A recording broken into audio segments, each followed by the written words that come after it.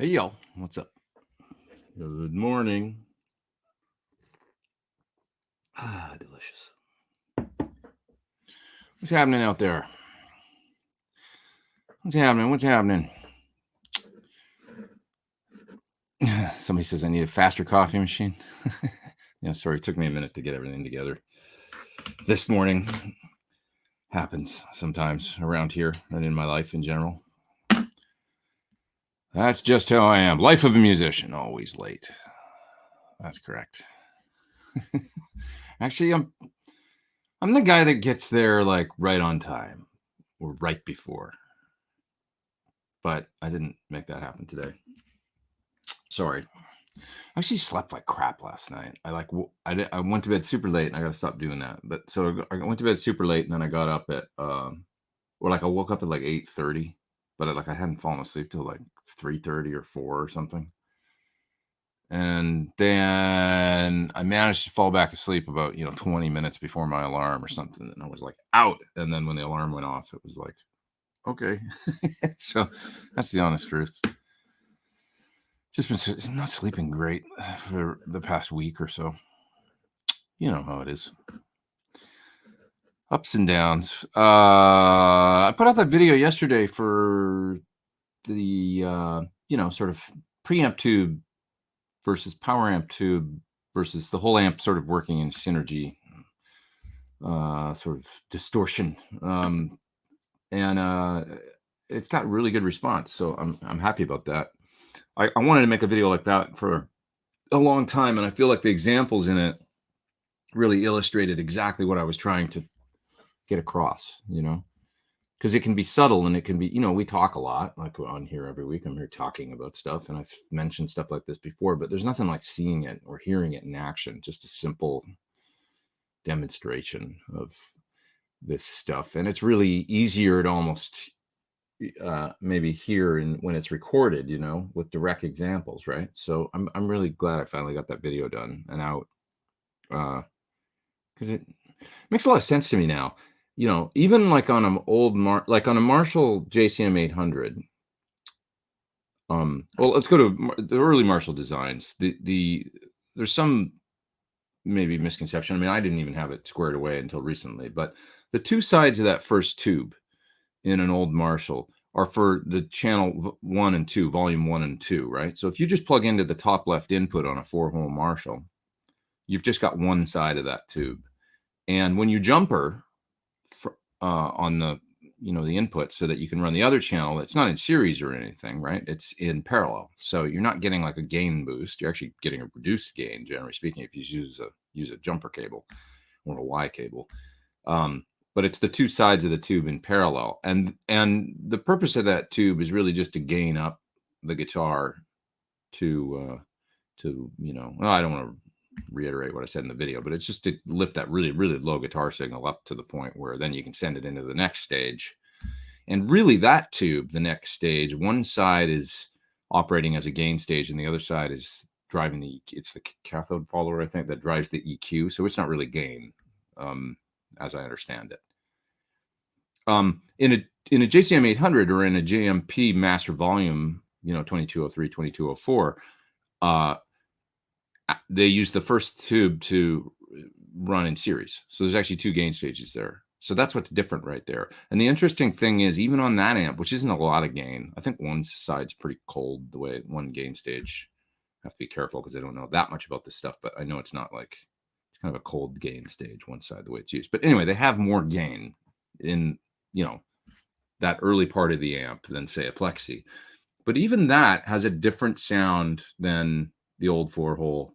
And that's the main thing that's different, is that cascaded thing in those early stages. And it's just interesting to me because even those amps, they don't quite have the there's just something about that, like really sort of low gain front end, then driving into the phase inverter, because there's still, I think what it is there's still a lot of dynamic in the sound. So there's a lot of variation in pick attack. There's a lot of different output pickups, like all that stuff will make more of a difference because you're compressing the sound less, essentially, I think. It's just really interesting to me. But anyways, if you didn't see the video, you don't know what the hell I'm talking about. But I put out this video yesterday on why old school distortion might just be the best distortion. Now, I just missed that super chat, and I'm going to go back and find it here. Sorry about that. Where was that super chat? That is so weird. Sometimes they don't. Oh, there it is. Got it. Who is that? It's Matt. Looking for a double white cream PAF for my R9. Any non-DiMarzio recommendations? You know, you see them out there occasionally from other people, but they're not. DiMarzio actually has like the patent on it or whatever. So it's like no other companies are supposed to make a double white. Now, I think people have done it in the early days. I mean, I actually had a double white. I have it here in a guitar. It's a double white JB, I believe. Really early, old Duncan, before the days of, when DiMarzio cracked down on that sort of thing, and they got the rights to do the double white thing exclusively. But anyways, maybe some of you guys in the chat can answer that. Like, I'm not sure if there's, other people out there that do it like small. I'm sure there's probably like, boutique kind of guys that are making, one-off pickups and stuff like that might do it, but it's when they start selling them on a bigger scale that you would get in trouble. Since DiMarzio has the rights to that. So maybe some other folks in the chat there can answer. I would, if you really want the double cream, honestly, or double white or cream, honestly, I think the DiMarzio, those 36th anniversary are supposed to be really good from what I've heard. I've never seen anybody say they didn't like them, so maybe you just want to look at that option. I know they've got other, varieties of PAF and stuff out there as well, but, like DiMarzio makes different versions of a PAF, somebody say I'm blurry. This friggin' camera, man. I swear to God, I put it on all the. Let me see here. Oh, it doesn't look that blurry to me. No, it's a. Oh, I have got to. I reset a bunch of stuff on this camera yesterday, and I turned on the autofocus. It's in some mode where when I shut the power on the camera off, it doesn't. It goes back, like it's like a preset or something. It's driving me insane. The exposure and the focus are supposed to be like automatic right now, and it's not, is it? So I was a little out of focus. Freaking camera. It looks really good, this camera, I think. Like, it's pretty decent, but I think I'm just gonna get something simpler. I'm gonna look online for a good whatever, like high def 720, or 1080 webcam, see what I can find, because I'm using my old Sony A6000, which is like a decent camera, DSLR or whatever style camera. So I gotta get something else. This is too many things you can adjust on. I want to plug it in and have it look amazing. That's what I want. Simple, like a Marshall. Or my amp, PT15. Plug it in, put all the knobs on 5. Sounds great. Let's see what else we got here. Just watched the Ian Thornley Sir show on YouTube, Blown Wide Open. Simply amazing. Yeah, he did a couple. I mean, I did the one with them. Maybe that's the one you mean, which I agree. God, I love that version of that song that we did that day. It just turned out so good. He sang it so well, and he played it brilliantly, and everybody in the band played. The way Blair broke down in the second verse is my favorite thing, because he just did it. And Ian just went with it, and he just sort of fell out, and it was so cool, but anyways, and then they came back, and Big Wreck played the next year, and it was cool, really cool. The hissing transformer video, that's right, says Steve. Yeah, so miking up or I actually just used my phone. I put my phone on top of the SL60. I didn't mic it up, but that's how I recorded the transformer. Yeah. Dwayne says the old school amp distortion explanation was really clear and of interest to me. Thank you. Yeah, you bet. Yeah. I kind of clarified things making the video, which was really fun, because I actually did some, like, a little research. I talked to John Sir and Dave Friedman, and then John actually talked to another fellow that he's has a lot of respect for, that is a longtime guy that worked at I think Fender for many years, as well as some other companies, And so I spoke with him. We got on a 3-way phone call and talked, and he really clarified a few things for me about what's going on in the phase inverter and with the voltage. That when it's really interesting to me that when you nail a chord and the amp is really, it's working beyond its capacity, way beyond its capacity to deliver anything close to clean power, how the voltage will actually dip like 50 volts and you get that sag.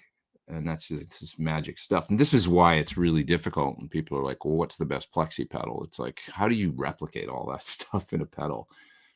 The early preamp distortion is kind of easy in a pedal. And then the phase inverter, that's a little, because it sort of has its own character that is really a big component in the distortion sound, I think, of those amps. And then, as you get into that voltage drop and the sag and all that stuff, and the transformer's completely saturated and full and all that stuff, how do you replicate that in a pedal? It's not just distortion. There's so much going on with voltage and, high voltage and just all that stuff, and the resulting feel and compression and all that stuff. It's interesting. And the one thing I thought I didn't even, there's two things actually that I didn't even really discuss, which was one is speaker breakup. So that's a thing when you're, pushing the amp really hard like that, and how the speakers are reacting to the output transformer of the amp and all that stuff. And then the other thing is ghosting, which is like a huge thing that I actually filmed a segment on it. And then for the video, and then I thought about it later. I thought, you forgot to include the part about ghosting. And then I thought the video was long enough and it was enough stuff anyway. And maybe ghost notes is a whole nother thing, like filtering, and because that's a whole nother thing. But the ghosting thing is really interesting to me. And that's a tough thing to do in a pedal. The only pedal that I know that does the ghost notes thing is the Origin Revival Drive, the big one. And I guess they have a version of the small one now that's limited that has it too. But for those that don't know what I'm talking about, ghost notes, those phantom kind of notes that appear, like I hear them mostly on the G string, some on the B string when you play up around the 12th fret, and there'll be like a low harmonic underneath the note that you're playing, that it kind of sounds out of tune actually. But it's cool. Like I like it. It's part of the imperfection of electric guitar. And to me, when you lose it, it actually thins out the sound of the amp. Because when you play a single note, you can hear it. But if you play more than one note at a time, you can't hear it anymore. It just goes away and blends into it's interesting. It's like the science of it. Play two notes and that you just can't hear those harmonics that are happening underneath. It all just becomes part of the dyad or the chord that you're playing, and just sounds thicker. So all these things. It's interesting. Jason Carter says, here's a beer or coffee. I've ordered a little Big Muff. Is there much difference between the original Big Muff and the little one?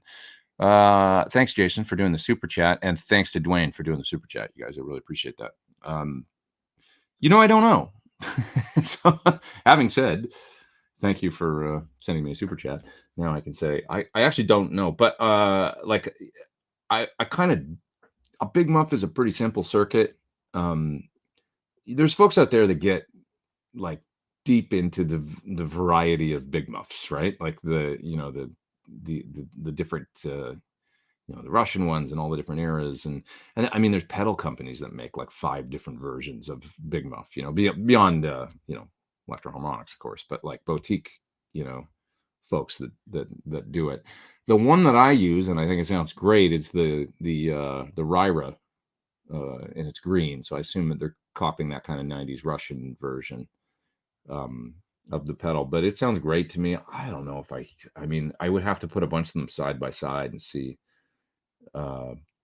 if I hear much of a difference. I just think it's a relatively simple circuit. It seems to me to be, and it seems a little less like, it's not as elusive as a Fuzzface, which there can be more variety I find in Fuzzface circuits. Weird. It's like that would seem to, it's the simplest thing in the world, but like they sure do sound different, like different Fuzzfaces, and they clean up different. You get more or less of that glassy thing, and I guess that's just probably variance in the components and how the impedance of the pedals reacting to your guitar impedance, the high impedance signal coming out of your guitar and all that. But yeah, I don't know, like Big Muffs, it's one of those pedals where I just feel like it's like a screamer almost. Like there's subtle variation from tube screamer to tube screamer, but they're really all, when you turn them on, you're like, oh, that's a tube screamer type. That's the way I feel about Big Muffs. I don't know. For the most part, there's also the silicon Fuzzface or germanium Fuzzface, and they sound to me markedly different, like that harder kind of the silicone sound, and then the germanium thing can kind of be warmer and gooier, but it also changes. Anybody see that video on Fuzzes that that pedal show guy did, where they put a heat gun on on the fuzz pedals? I thought it was pretty cool, where they're actually like, blowing heat on the because germanium pedals that change with the temperature, it's on a hot day they sound different, or over the course of a gig they can sound different, but anyway, I thought that was a really funny video, how they like actually kind of torture tested the pedals, and it was pretty cool. Yeah. Oh yeah, hope you can get a power nap in later, says Preston. Yeah, I got a couch back there, so that works out. Man, I'm into naps these days. Actually, this chair, I can get a good nap in this chair. It kind of feels like sleeping on an airplane, but it goes back just far enough that I fell asleep for about 10-15 minutes in this chair the other day and had a whole dream. Just like I woke up and I was like, oh my god, I was out. Pretty good. Who else have we got here? Let's see. Is there a place to get multi-tracks of original recordings to try mixing for fun? That stuff is generally just a like a friend is like, hey, I got this thing, check it out, but don't tell anybody, kind of, and they'll send it to you. They get around, because generally speaking, like, it's when archival stuff is done, or transfers for, I had a friend that did a lot of archival work for a big label, and he had everything. I mean, he had like Queen and Nirvana and like all kinds of multi-tracks, Michael Jackson. They're fascinating to listen to, go through, and it really is like you feel like you're I don't know, it's like time travel or something, that when you can hear the individual vocal, like I actually have a little bit of like Michael Jackson. I've got the whole Beat It multi-track, and like when you hear the soloed vocals and stuff, it's just kind of amazing, or the soloed funky guitar parts, or like, it's just really amazing. But stuff you're not supposed to have. Really. I have one Van Halen track I've got, Running with the Devil, completely soloed out, and that's really amazing, like all the alternate vocals and how the solo is twice as long, and the melody really bridge, they doubled it, and then they must have done a tape edit or something. The interesting thing on Beat It, on the multi-track, is that the solo is up front. It's early in the song, and they moved it, so they must have done a tape edit, because it's the same solo, and so you can tell that, well, there's the solo, but it like happens like it's. I need to go back and listen to it, but I feel like it's almost in the intro or something. It's crazy. Like, and you're like, well, how the hell did that happen? You're listening to, that's the interesting stuff. It's just like history. And it's like, wondering, who made that decision, and how it was like, maybe this shouldn't go like this. Like, we need, I do remember, okay, I remember clearly being at Ed's at 5150, and him saying to me, like, me and Luca Third completely rewrote that whole song.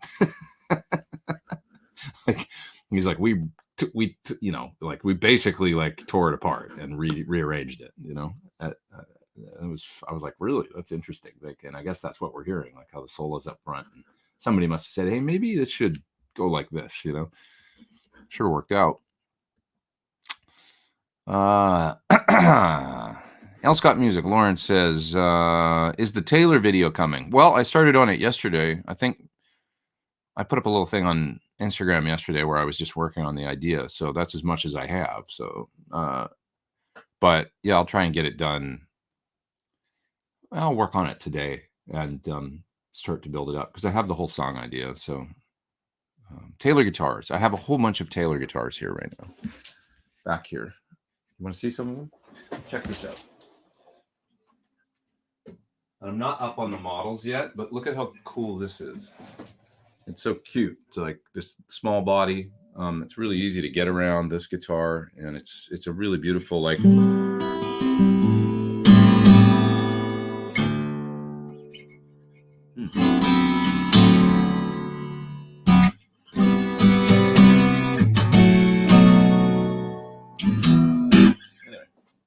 nice guitar. What else? I have a bunch here that are sort of the round shoulder kind of J45 style shapes, really. And this is the one that I did the video on yesterday. So it's in kind of in the Rain Song tuning.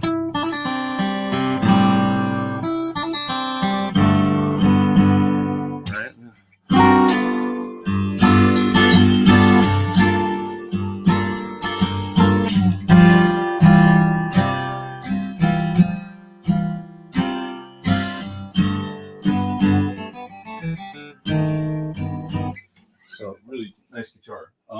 That's one of my favorites. I have a 12 string here. This is Taylor Show and Tell. This thing, and it is just out of tune, but it is just gorgeous. How did it get so out of tune? It was in tune like 2 days ago. When it's in tune, it sounds absolutely lovely. Really, really beautiful guitar. And it plays like a dream, this guitar. I mean, it just is. It's so easy to play. It's ridiculous. Nice wide neck with low action. They set up the guitars really nicely before they sent them here. But this one, another sort of influenced by J45 shape. Obviously, kind of like a look at the top. Isn't that cool? It's like so kind of matte, not totally matte, but different woods. You know, different, right? For Taylor, really cool.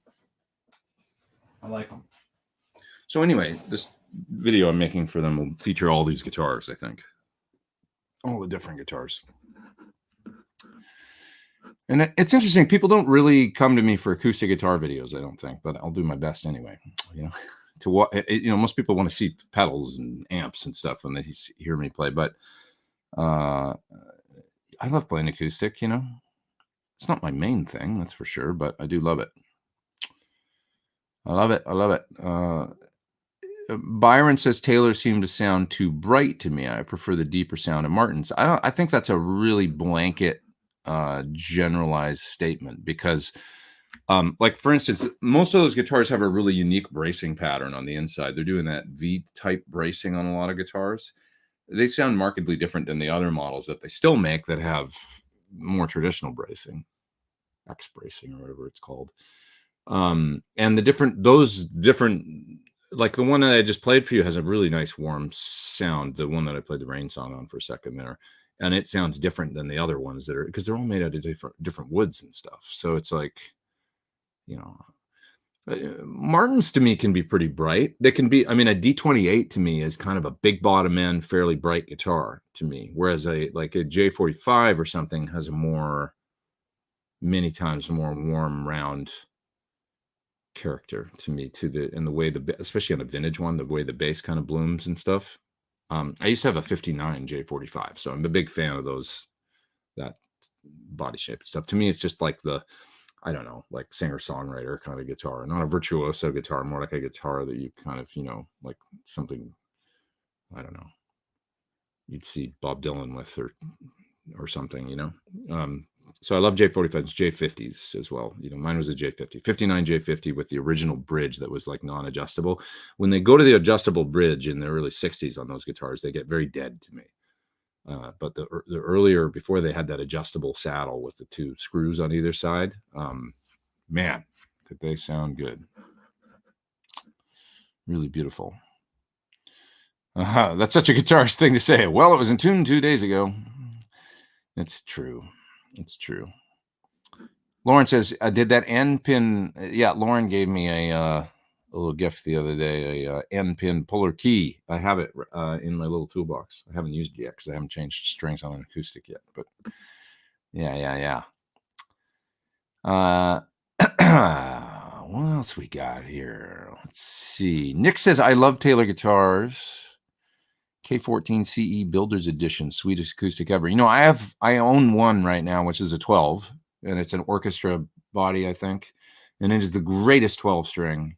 I've used it in a few videos over the years. I've had it for 10 years, and I got the guitar when I was touring with Don Henley, and I would play The End of the Innocents on it and maybe one other song occasionally. And occasionally Don would want to change the key of that song from night to night, just depending on how he felt. And so I had it tuned down sometimes to D, just down a whole step, and sometimes it'd be E flat. And I could take that guitar from D to E, like over the range of a whole step, a 12 string, without any problems adjusting the neck. Like I wouldn't have to do a truss rod adjustment. I could just retune the whole thing. It would take me 10 minutes, but to get it to settle in and stuff. But it just worked beautifully, that guitar. It was solid as a rock. And I did a lot of touring. I played with a pop artist named Colby Calais, that some of you may have heard of, for a few months. Did a few gigs with her a number of years ago, and we would travel and do one-offs sometimes. Sometimes it'd be like little radio station things or things like that. And I got into the habit of not even bringing a guitar and just backlining guitars sometimes, and just renting a good acoustic. And I would rent Martins or Taylors, and what I found was that the Taylors were always at least good guitars. Good to great was the range, consistent. And other guitars that I would get, sometimes you'd get one and it'd be like, man, the action's high on this, or this is a bear to play, or the pickup would kind of not be, but Taylors to me are like Surs, they're like the Sur of acoustic guitars. They're just solid, really well made, and it's similar in a way. I've visiting both factories, they're not far apart in Southern California from, Surs halfway from LA to San Diego, really, and Taylor's down the road a little ways. And to me, Taylor's a bigger operation, but they really kind of remind me. That's what I thought. This is when I went to Taylor and visited a while ago, a number of years ago. But I went and checked out the factory, and I thought this is like the Sur of acoustics. Patrick Carroll is up there in the super duper chat. I'm going to find his super chat. We're going to highlight it here on the screen. So what's going on here? HX Stomp. Loving the features, but given your recent real amps kick-ass video, I'm hoping it was still a wise purchase. An HX Stomp is it's a jack of all trades, can operate as an entire rig, can just be a delay, right? It's the ultimate backup.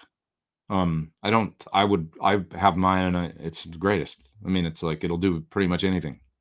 You need a fuzz, it's in there. You need a stereo delay, you need a chorus, Leslie for your rig.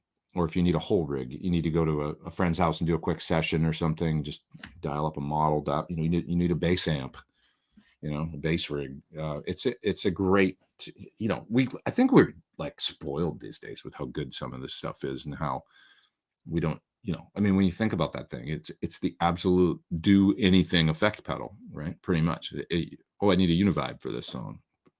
It's like good enough. It's in there, and you can get by, and for all intents and purposes, you'll use it and nobody will get hurt. It'll sound good. So I think you should keep it no matter what, even if you don't. I take mine out and I use it as a backup on the road. I used it on the whole Classic Rock Show tour. I had it sitting there on the floor, plugged in with a cable into it, with 2 presets, clean and dirty. And that I always knew, like, if my amp died or something happened, and the show goes on, right? It's a great thing. And it sounds good, Vincent. What's up, Vincent? I'm going to highlight your question. Let's see. Thanks, guys, for doing the super chat. What are your Mac hardware specs? It's older, this one. Let me see. About this Mac. I've got 24 gigabyte of RAM. And I have the fast video card, which was for the time, which was an AMD Radeon R9 something or other. It's a 4 gigahertz Intel Core 7. I think it's a 8 core or 6 core or something. I don't know. It's a late 2015. So I bought it in 2016. So it's a 5K Retina. So it's 5-6 years old at this point, but it's still a great computer. And, I think computers at one point for audio anyway, got so good that it was like, I remember somebody saying once, like, audio is like basically like word processing now. processing. It's to the point where computers got so fast, maybe even by 2007, 8, 9, 10, they were fast enough, most decent computers to be able to run big sessions and lots of tracks and plugins and things. So long story short, I don't really feel a need to get another computer. This one still works great.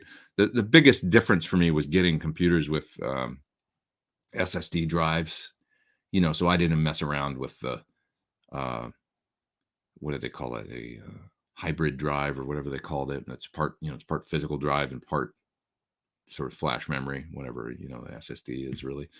I just got the SSD, and it was more money even 5-6 years ago to get that upgrade. But the three things I paid for, a fair amount of RAM, SSD, it's a 500 gig SSD. It's not even a huge one, but, and a fast video card, the fastest video card I could get in an iMac, because I was editing Final Cut.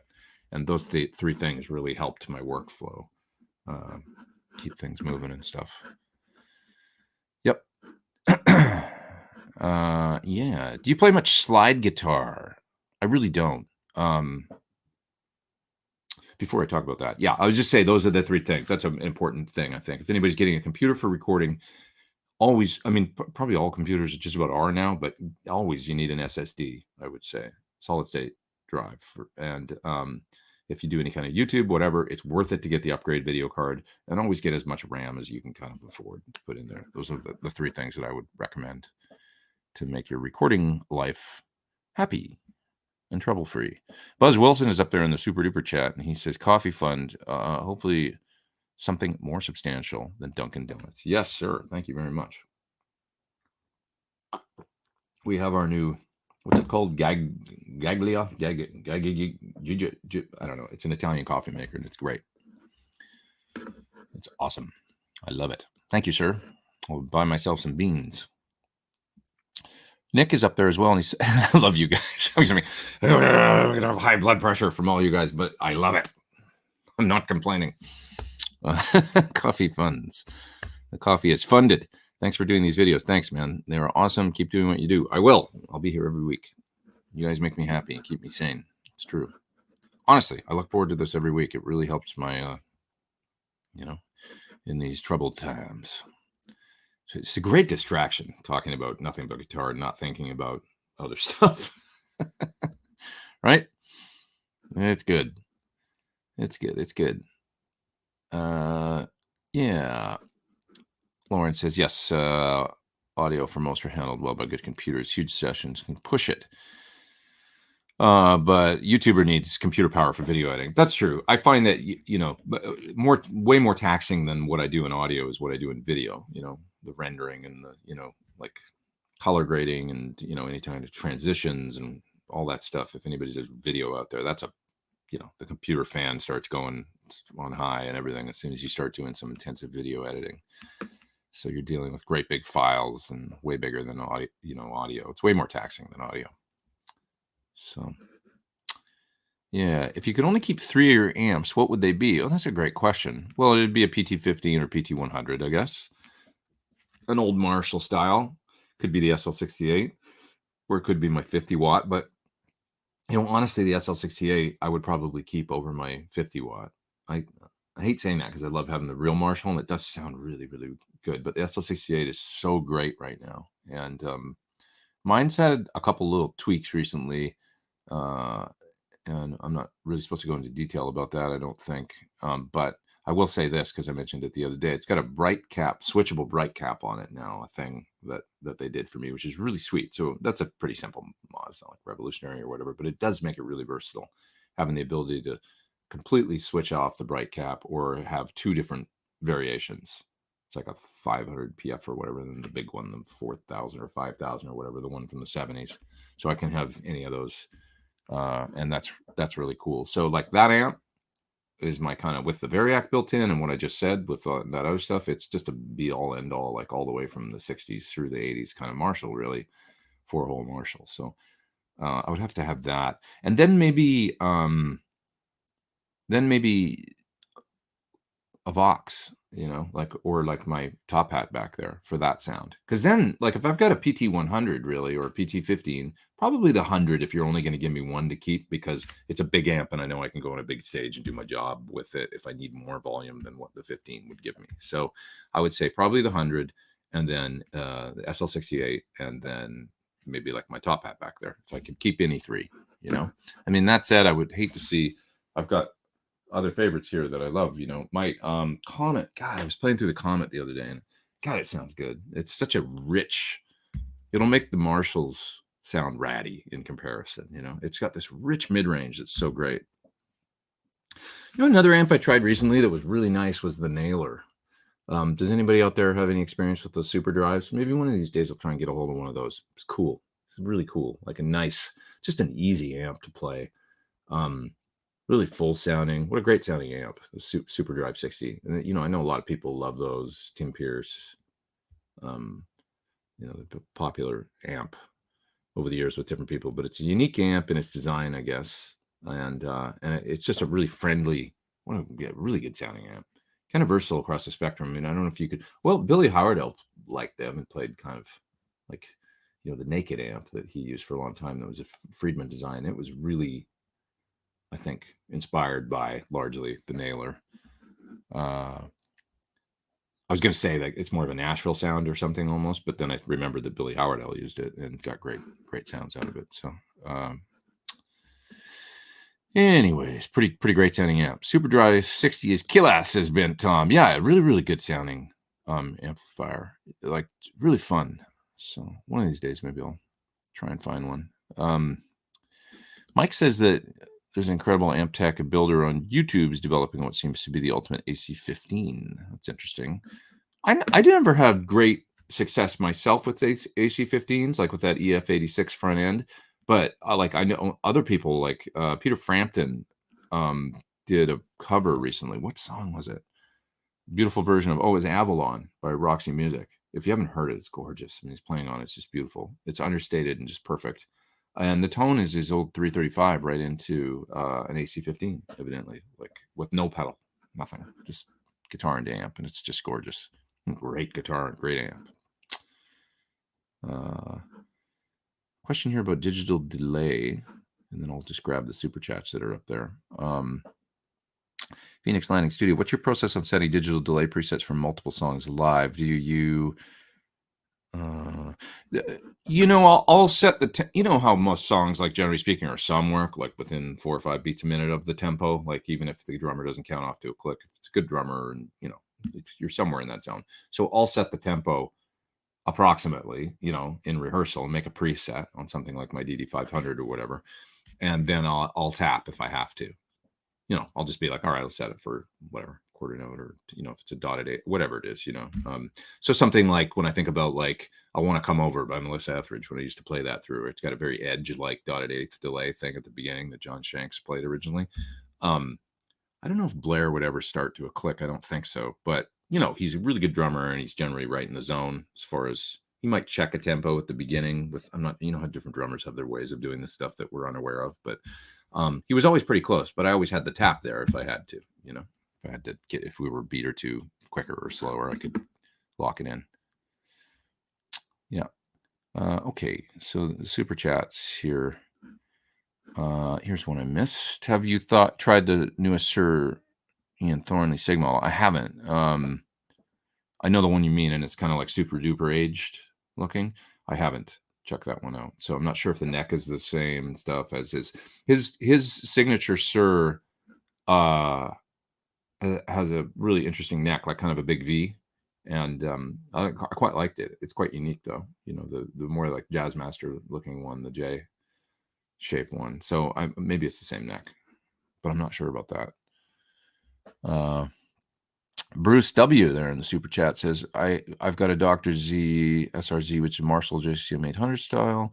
I want more distortion out of it, though. What do you suggest to get a higher gain distortion?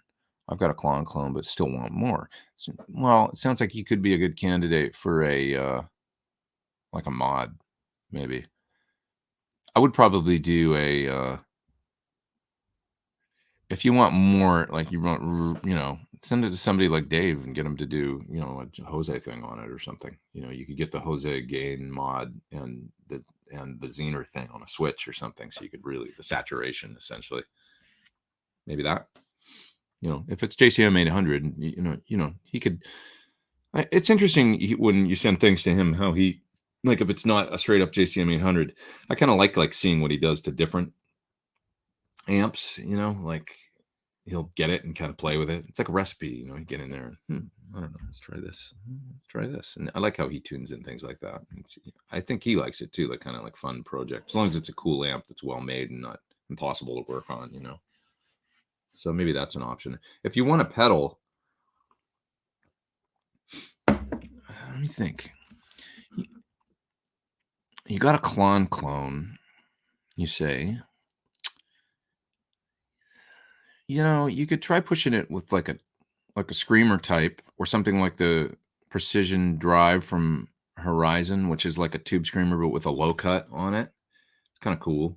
You might try that. You might just want like an SD1. You want to go on the cheap, like try and get a Baza. Baza? That was me combining Boss and Waza. Try and get a Waza Craft SD1, you know, the Super Overdrive from Boss, which is a great kind of, you know, SD into Marshall, like that's a ticket to the 80s right there. You know, as far as pedals go, it's gonna, you know, it's the poor man's Jose, really, you know, doing the SD, and many great guitar tones were recorded that way with that pedal. You know, it'll be way more aggressive with like an SD1 than a Klon. So if you just want to try pedal, try that first. Easy, you know, cheap, easy. No harm done. You could buy one and then probably resell it for what you bought it for if you decide it's not for you and you want to do like an amp mod, which will be technically it probably cost you 10 times as much. You know, I mean, if it's you know, you probably find a pedal like that for $50 or something, or it'll cost you $500 to get a mod done. So it just depends. But there's some ideas for you. Yeah, but if it's a JCM 800, those amps are great donors for the Jose style thing, and would get you something similar to, if you listen to my video from yesterday, the way that my Germino sounds, you know, with the Jose mods. It's close to something along those lines. Buzz, I already highlighted that. Sorry. Did I? There's one more super chat here I missed. Oh, it's Eric, but he didn't ask a question. He's just saying hey and sending me more money for coffee. Love you all. Thank you. I appreciate it. Thanks, Eric. What else we got here? Let's see. Did I miss something? Missed be last having some Thornbuckers installed. I missed a super chat or something. I might have. I'm sorry. I enjoyed your WA12 demo. Oh yeah, that was the Warm Audio 312 cell mic pre. Do you think using one when making Kemper profiles would significantly improve the overall results? You know, it can. I mean, a good mic pre is an important part of the chain. Like overusing just kind of like whatever's in, you know, definitely makes a difference. I mean, I hear the difference in mic pre's, even from the Neve style to the APIs. You know, the Neves are warmer and fatter and a little slower, and then the APIs are real quick and clear and punchy. And there's a thing, you know, you would notice, I think. It's a good investment. I mean, it's you know, having one good mic pre, if not a 2-channel, and that's really all you need for a guitar. I mean, like my 2-channel A2D I bought in 2006. I've got a bunch of other stuff here, but if I only had that, I'd be fine. You know, I have a 6176 and some other mic pre's and stuff, and it's like, but that having 2 channels of API is a great thing. And so the Worm does a nice, you know, variation on that. That's much less expensive. They're around $400 or $500, I think. So I think it's a good way to go. Yep. Let's see here. Another super chat. Sorry if I missed them, guys. I'm going to try and not miss any here. This is from Doug. Do you know if there's a big difference between the Freedom BEs that Metropolis wired compared to the new ones? Well, he's refined the circuit over the years. I know that. Like Dave's not afraid to make little changes, you know, and, you know, over time he makes little changes where he's like, oh, I want to do this or do that. And so throughout the eras of the amp, there's, you know, different. So I would say that the only difference, I mean, the main difference would be that, you know, that if there's a little circuit changes since, you know, because I don't think Metro's done them since I don't know, at least 6 or 7 years they've been making them, I think, at the Boutique Amp distribution place. So it's something that you can always send to him to update, if you, and then it would be essentially the same. I mean, there's going to be little differences in the way they were built, but for all intents and purposes, you could dial in one of the older ones to be just like a new one, but you might like the older version. So, I always say I had the the second one made. I had the second Marsha, and I never should have sold that amp because that'd be pretty cool to have now.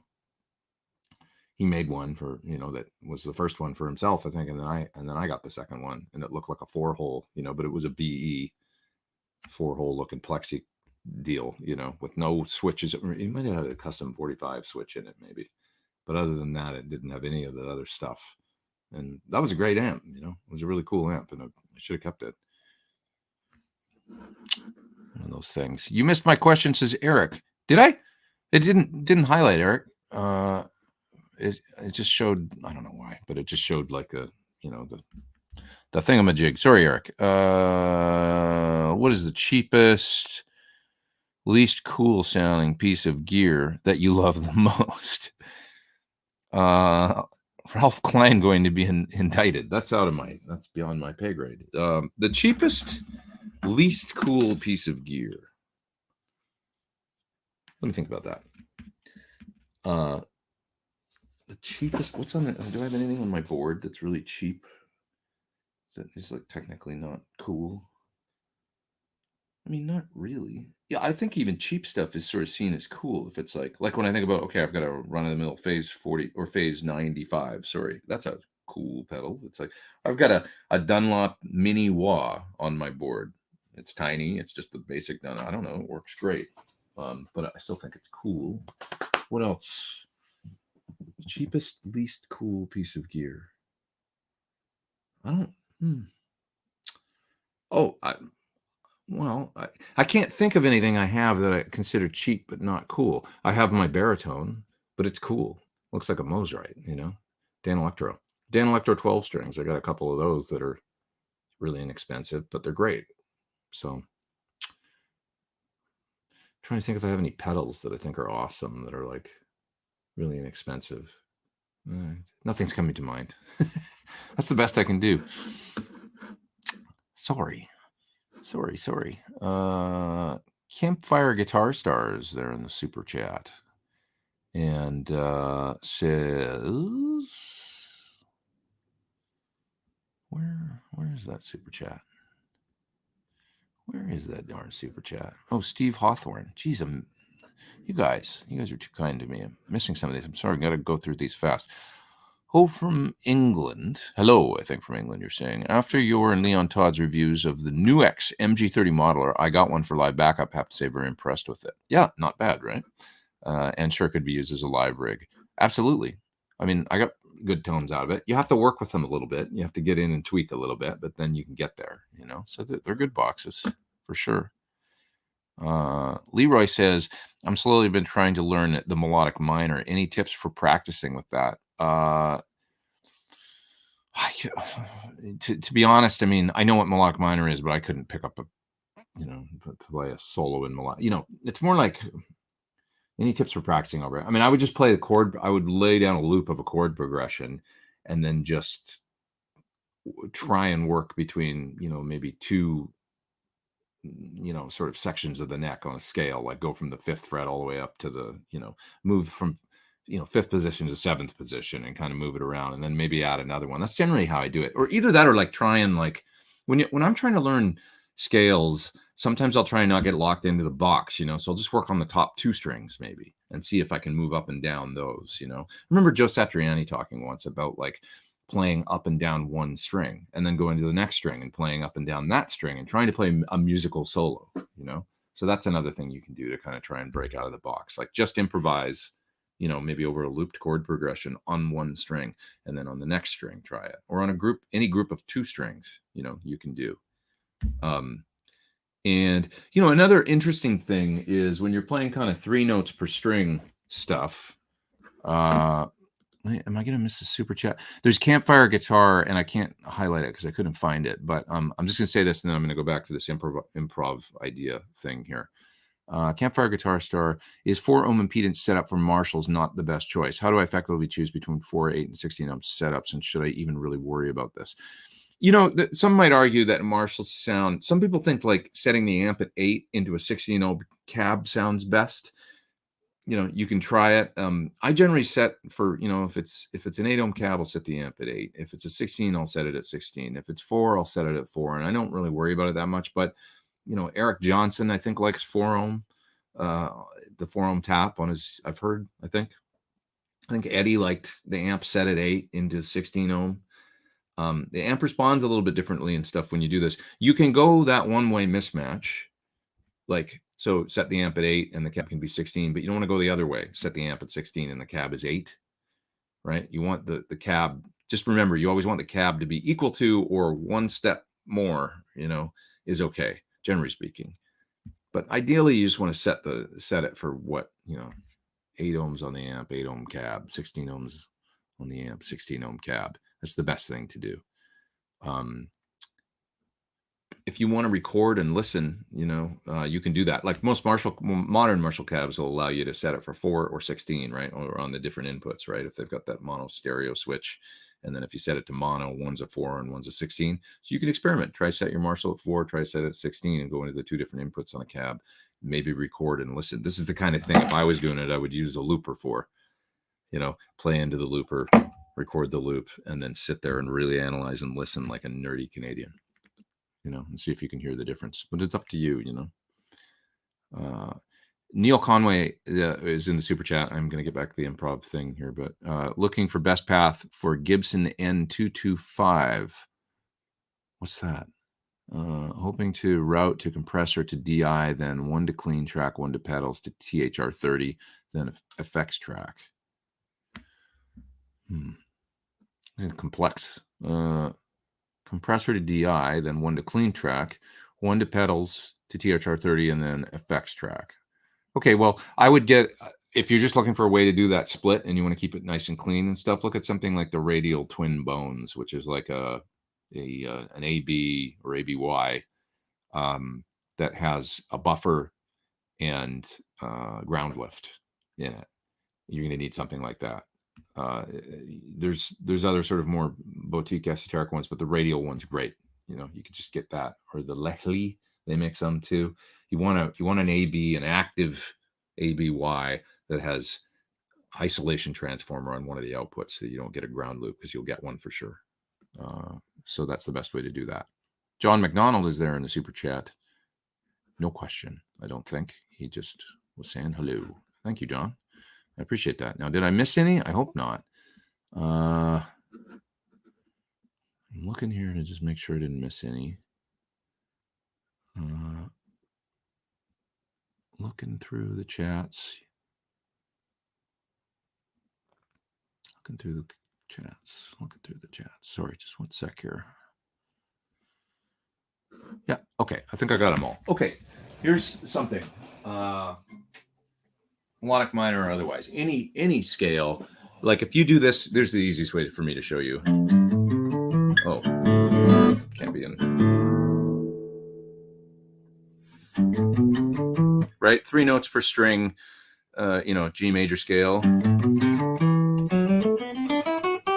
Right? So this kind of shape, 3rd fret, 5th fret, 7th fret on the low E string, and then same thing on the 5th string. You can take that now and move it up to the next pair of strings. Right? And it's the exact same shape on all 3. And this is a really cool thing because, you know, whether you want to play melodic minor, whatever it is, right? That works in all 3 octaves. So that's a cool thing to do. Like you can just grab one little 3 note per string, you know, whatever the scale is you want to work on and improvise in.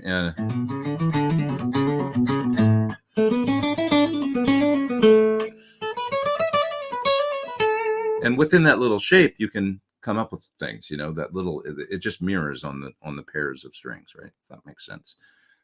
6th string, 5th string, 4th string, 3rd string, second string, first string. And that's a great way to actually build a cool like melody or something, and then have it work and move up the neck and build intensity. Like come up with some lick, you know.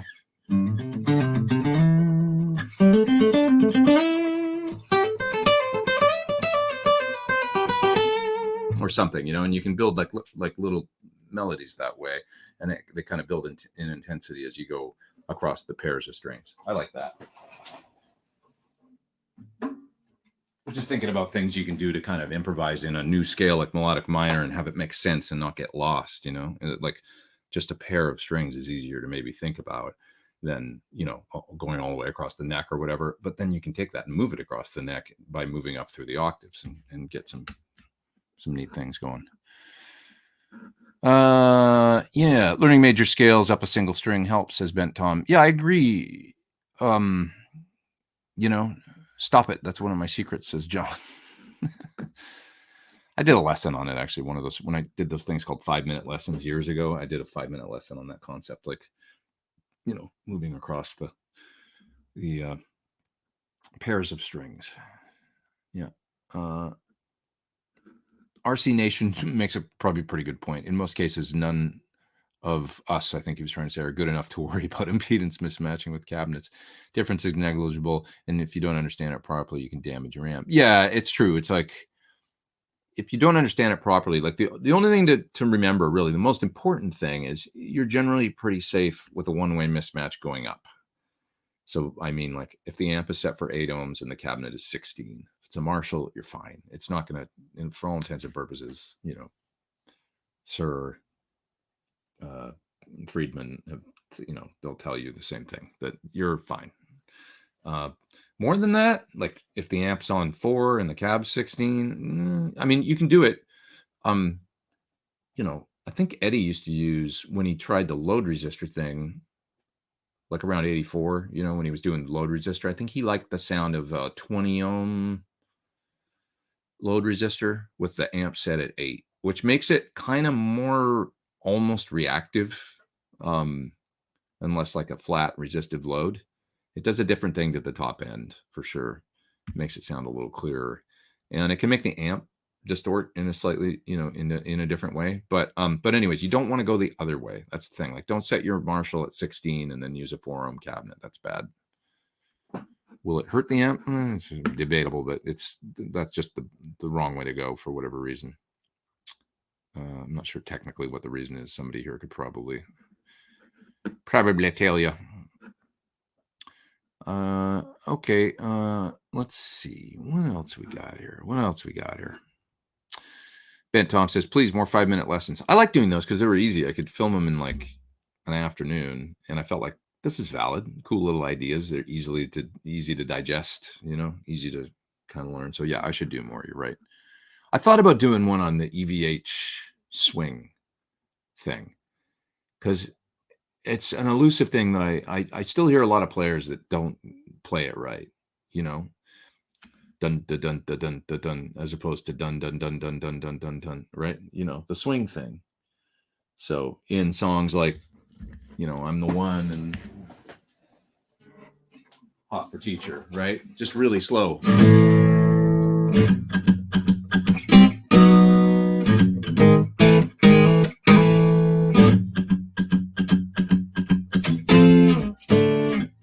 Right? That whole thing. Or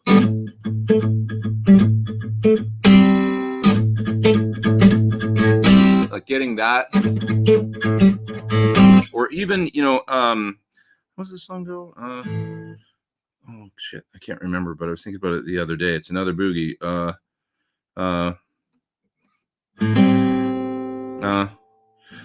It's the song from Van Halen too.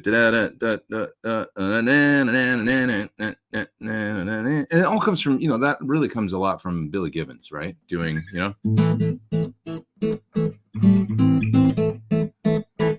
But you're just adding an extra, you know, and it's like a triplet, really. What it is da da da da da da da da da da da, but you take out the middle, so you just get da da da da da da da da da da da da da da da. You're taking out the middle note of the triplet is what's happening, you know.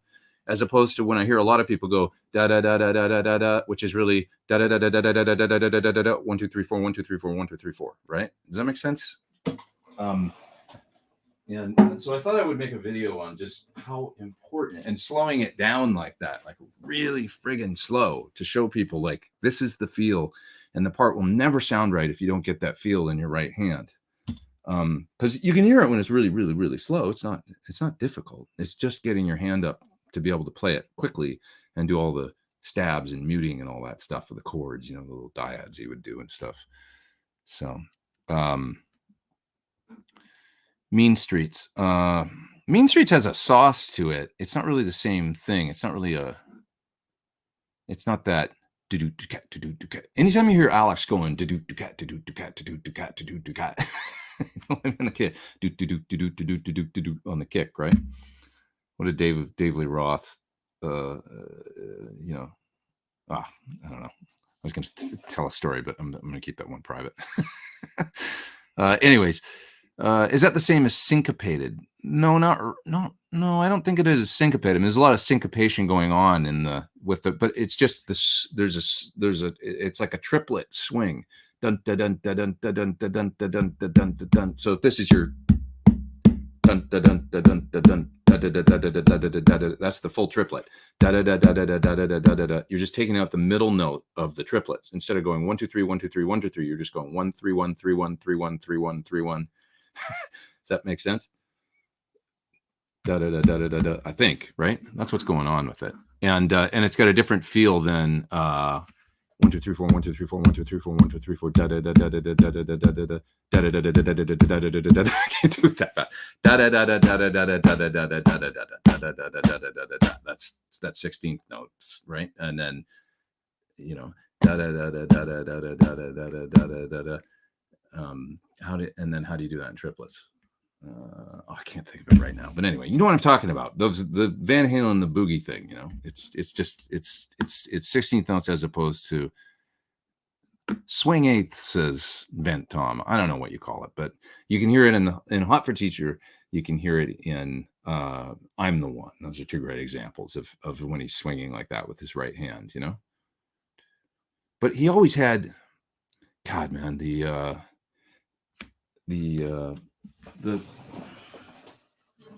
just the feel on it's a different feel, but right. That.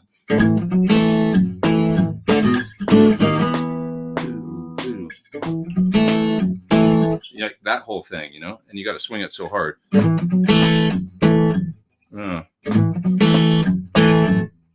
That's how it goes.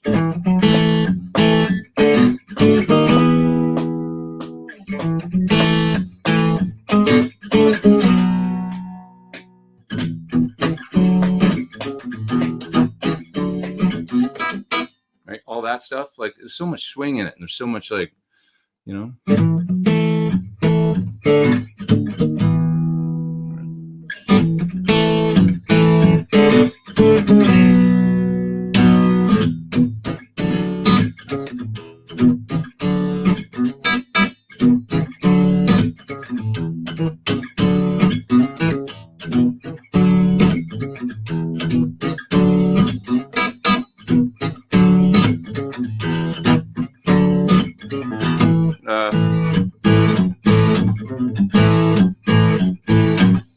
so cool. It's hard for me to do. Like I know how it goes, and then I have to sit down and I have to play it for about 10 minutes. And then it's like, oh, there it is. Like you just saw me do. I kind of get it together. I'm like, how's it go again? And it's like, oh yeah, because it's friggin' challenging, But that guy just had it it was in his DNA, like playing like that. It was amazing. What's your most fond EVH memory? What was the last text he sent you?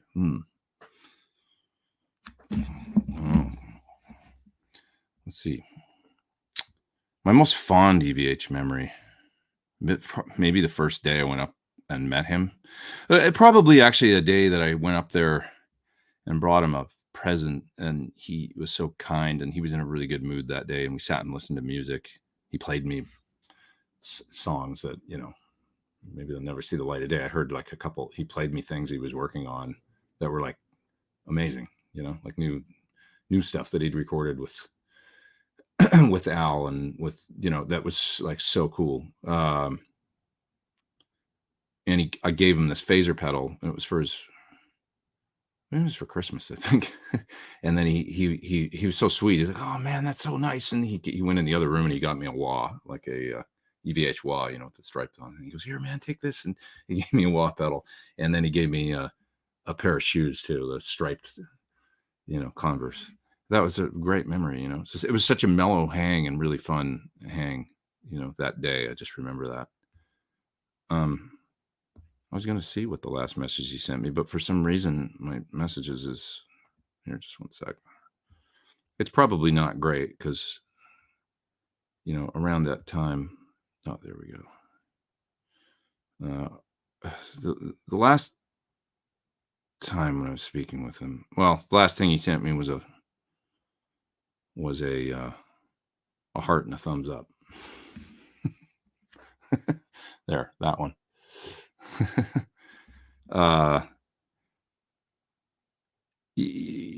One of the last things he would have said, this was around 2020, February 2020.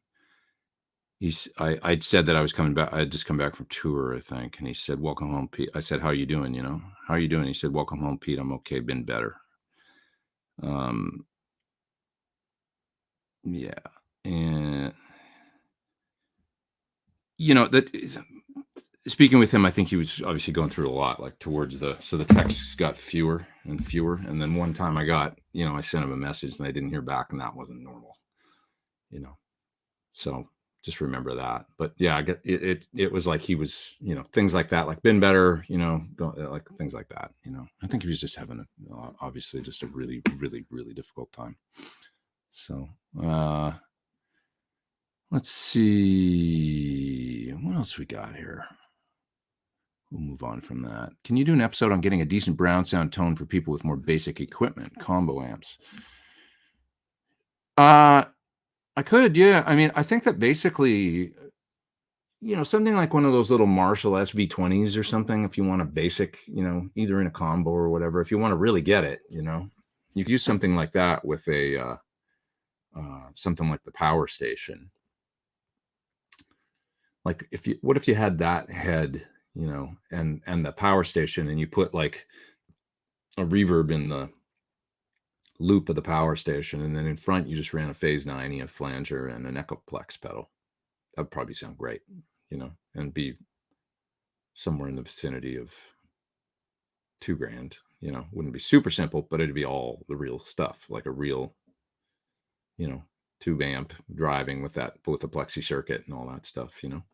I would probably say something like that. I hesitate to say, brown sound. It's like, with more basic gear, like there's no way to really, I mean, you can kind of do it in Axe Effects. You can kind of do it in a number of different ways. But if you really want to do it, you have to do the Marshall circuit amp with the right pedals. So you need, Phase 90, Phase 95, something like that. You need the EVH flanger, and you need an Echoplex style echo for sure. And then you need some kind of decent reverb pedal, and anything like a Big Sky or something will probably get you there. But that would be the way I would do it. I would invest in all those components, and then you'd be basically there. I think. Yeah. Bobby says, "Do you know of another pedal other than Revival Drive that produces ghost notes?" No, I don't.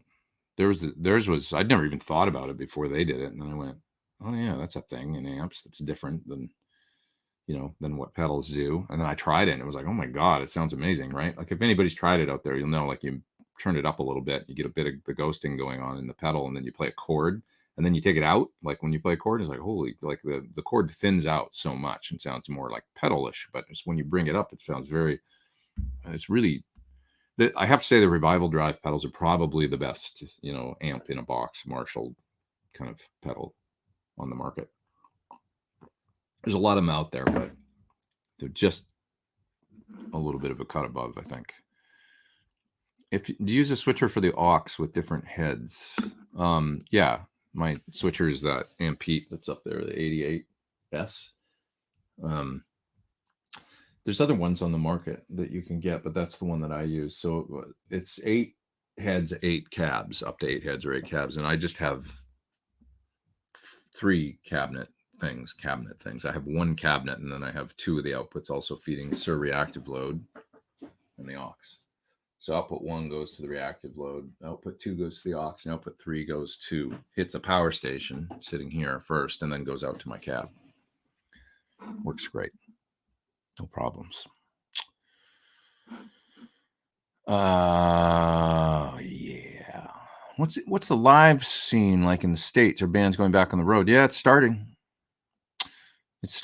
I know, like here in California, it's supposed to be basically, June 15th is the opening, basically full opening. So I always assume that means that gigs, and bars are able to probably have, their indoor thing going, and there'll be gigs, so, and bands are booking, there's all kinds of shows. I mean, there's already shows going on. It depends on what state you've been in, really. Like in Texas and Florida and stuff, I think there's been a certain element of just like, let's go, like from like maybe 6 or 8 months ago or something, so it depends where you are. But not a lot of that going on like in California and stuff, but it's happening now. I mean, there's a big festival in Vegas in September. So Alex up there in the super duper chat sent me a super sticker. Thank you, my friend. Thanks, Alex. But yeah, it's happening, and the numbers with the the pandemic situation have been improving so much here, and it's it's all directly it's vaccine, so people getting vaccinated, and also in LA probably to a certain degree, so many people got it that the coronavirus numbers are so low now because it got hit so hard here. Like so many people got coronavirus that there's just probably a certain amount of I don't think near the herd immunity thing yet or whatever, but there's a lot of people that have got, at least some antibodies to that dealio. And then a lot of people, ton of people everybody I know got vaccinated. I mean, basically, so, and it's just dropped to like nil now. So, yeah, gigs, man, let's go. Let's play some gigs. I'm ready. I wonder if you can get ghosting in an analog pedal circuit. Well, that's the Revival Drive has it. Yeah. That's the one. What else we got here? Do you rate VSTs like Amplitude? Do you use Amp Sim VSTs? I don't use VST technically. I use plugins, but the format I use is AU generally, I think, right? Because it's like Logic I'm in, and sometimes in Luna. But I have an amps. I have a signature amp plugin, the PT100 with UA, and it's phenomenal, I think. Sometimes I also use the Friedman Dirty Shirley plugin. I've done a video recently for Nimbrini for a bunch of their plugins. They have an AC30 that's really nice in particular, for example. I did a video recently for the Soldano that is officially licensed through, it's a Neural DSP plugin. It's amazing sounding. So I'll use those. I did a video for Amplitude actually as well. So yeah, they're on my channel. I've done quite a few of them. I'm supposed to do one for Overloud soon too. So I got to do that soon.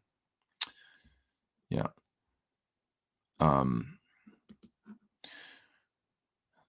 Pulled out my Wolfgang for the first time rehearsal last night and instantly fell in love with it. It's a great sounding distorted, the pickup, the Wolfgang pickup. I've got, there's one in this guy too. And it's a good sounding pickup, it's got its own thing. It's a warm, I'm finding through just the little bit of work, we're going to film the pickup video. I think it's next weekend on the 5th, but, the Alnico 2 thing, there's a thing with it with distortion. I mean, it's got a warm rolled off top end that just, it makes, a violently distorted Marshall sound really nice. It's easier, it's not my favorite for everything, maybe the Alnico 2 thing, but because Alnico 5 is nice for clarity, especially on the low strings. But man, it sure does have a nice smooth top end for, so, and the Wolfgang's got that. So what's the worst admonishing you ever received on stage for screwing up, and how did you get over it confidence wise? That's a good question. I never got an admonishing really, like, because that's a bad vibe. Bad vibing people on stage is not cool. Kind of industry wide. It's like, I've had fights on stage, arguments. I've given shit to people on stage and then felt bad about it after because it never gets you anywhere. It's just people don't mean to make mistakes, right? So, but I did get some. One time with Don Henley, I played the. It wasn't really my fault, but I played the intro to a song kind of backwards because I heard the count wrong from the drums. So instead of 1, 2, 3, 4, I just heard 2, 3, 4, and I thought that was 1, 2, 3. I think, and so I came in like a quarter note late. I think and it was the riff we used to do a verbatim cover of "Everybody Wants to Rule the World." So that little lick that starts that song by Tears for Fears, and Don looked at me like. Kind of like that. Like, which I deserved, I guess. But generally what happens to me then is I get pissed off at myself, at the situation and at everything. And then I start to play pretty good because like when you're mad, I find on stage, nerves just go out the window. And one time I was playing a groove with Melissa Etheridge, I remember. It was a 6/8 or 3/4, depending on how you kind of think about it, feel. And she came over to me, I always remember, and she would never give you, like, she's the sweetest person, but she came over and was singing the rhythm in my ear as though I was doing it wrong. And I've thought about that moment ever since because I still don't understand what she heard in the, you know what I mean? Like I had the wrong like lilt or whatever in my playing, like where it was supposed to be like a 6/8 thing. I was playing it more like a 3/4 thing or something, but I still don't understand what happened. And somehow we got back on track, but she came over really sweetly, went in my ear and she goes, no, it's like this. And she was singing it, but I'm playing. So, when you're playing it, you're mid riff. And then I'm like, oh my God, she's telling me that I'm doing it wrong. Like she's trying to tell me and like, and there's like 2,000 people there or something. And I'm like trying to make the transition to doing it the right way. Might've been better to just throw up my hands and like make a joke out of it or something, but somehow we got back on track. But I've always wondered what I was doing wrong. Cause I didn't ever clear it up, like what it was. Cause we played the song like quite a few times and I don't know what it was that the mistake that she was hearing, it was a little bit of anxiety, anyway, those are the ones that I remember. I don't really remember anything else. God, I've got some crazy. Okay, I remember filming a DVD at Budokan for with Kyoshi Nagabuchi, and it was the guitar solo. We did a guitar battle kind of thing, like solo, me and Ichiro, the other guitar player, and I was supposed to start. And I went to put on my guitar. It was my Scala. I remember my Scala Les Paul sitting right there. And I went to put it on, and it has kind of a tight jack on it. That's what she said. But no, it has kind of the input jack is a little like, and what. So I went to, when I play live, I have the same wireless. I just simply keep it on my belt, the wireless pack. And then if I go to change guitars, I mute my signal, pull the cable out of the guitar. They hand me the other guitar and I plug in the wireless, right? Instead of having a bunch of packs, either way can present problems, as you're about to hear in the story that I'm telling. The way that can present problems when you've got a pack for every guitar, number one, that's expensive. And number two, the batteries can not be replaced or something on one of the guitars. And then, the guy hands you the guitar and then the pack's out or whatever, doesn't work. It's got its own set of problems. It's expensive to have a pack for every single guitar too, and always be, so I just went, well, why don't I just keep the wireless pack on my belt and then I'll just switch, every time I get a new guitar, I'll just switch. So the cable in and out. But of course, what can happen is maybe you don't plug the guitar in all the way. So that's what happened. I plugged in the guitar, but it didn't go all the way in the jack, and I could hear because there was no noise. I rolled up the volume and I'm supposed to go into this ripping, like big, ballsy A chord or whatever, and then start playing a solo. And I'm like, there was this little bit of sound coming through, and we're filming a DVD and there's 6,000 people. Budokan's not huge, but it's like, whatever, and I'm like, oh my God, like what is going on? And it could be anything. right? Like what happened? Like my pedals, like my amp died. Like what happened? What's happening? You know, and you're like, and in that moment, just trying to solve that thing is what really separates the men from the boys, right? And so trying to figure out what's going on and keep your cool. And it, you know, you can actually sort of hear it on the DVD because they didn't edit out the whole beginning completely. It was a little bit like long from the time from the last song until I went into the solo. It didn't, you know, I could see the boss too sitting over on the drum riser, you know, like chilling. I've got anxiety like, you know, a mother right now. And then like I just unplugged the guitar and rammed the cable back in. The guitar went wah and came on. I went like wah, and I went into the solo, hit the chord, you know, and I walk up to the front of the stage and I was just full of like all the tension from like it, you know, that whole like what is happening. And then it came on. I was like, and you can hear it in my playing, which isn't bad. It just sounds like kind of angst ridden in that moment. But you know, little things like that I remember. What are you gonna do? It's like shit happens, you know, things happen. These are I don't have very many of these, but I remember the, you know, the ones. Luckily things generally work, so that's good. Do you think a quad cortex would capture the ghosting of a revival drive? That's a great question, whether ghosting is something that, you know, I never tried that. Like I should do a capture of the amp that does ghosting the most that I have is this one. The top hat is really low filtering in an old AC30 style amp. This thing ghosts like crazy. So I should try doing a capture of it and see if I hear it. I've never, it's just something I haven't checked, you know, whether it's there full on in captures of amps. I would assume, hopefully it probably is, you know, but because otherwise that's a pretty major thing. What do I think of the Goo Dolls? Do I prefer their older stuff or do I like their new songs? I got a little Goo Dolls history. I'm friends, first of all, their guitar player that tours with them for many, many years now, Brad Fernquist, is a Calgary guy. And we're kind of like, you know, brothers from another mother. I mean, we like followed the same path coming down from Alberta. He's about my age. We both played in bands. I mean, I remember like seeing him at some gig somewhere when I was playing with a band, and and we were wearing the exact same thing, like black t-shirt, jeans, the same like Converse, like whatever. And I remember taking a picture with him being like, look at this. We even like, you know, it's the side guy outfit or something, like, you know, the outfits. Anyway, so there's that. And then also Jason Freese is a good friend of mine who tours with Green Day now and plays keys. He was touring with them many years ago. And so we're really good friends. One of the first really sort of big tours I did was playing with the band Five for Fighting. And we did a month and a half out with Goo Dolls. So, you know, I knew Johnny and, you know, I'm forgetting the bass player's name now, Robbie.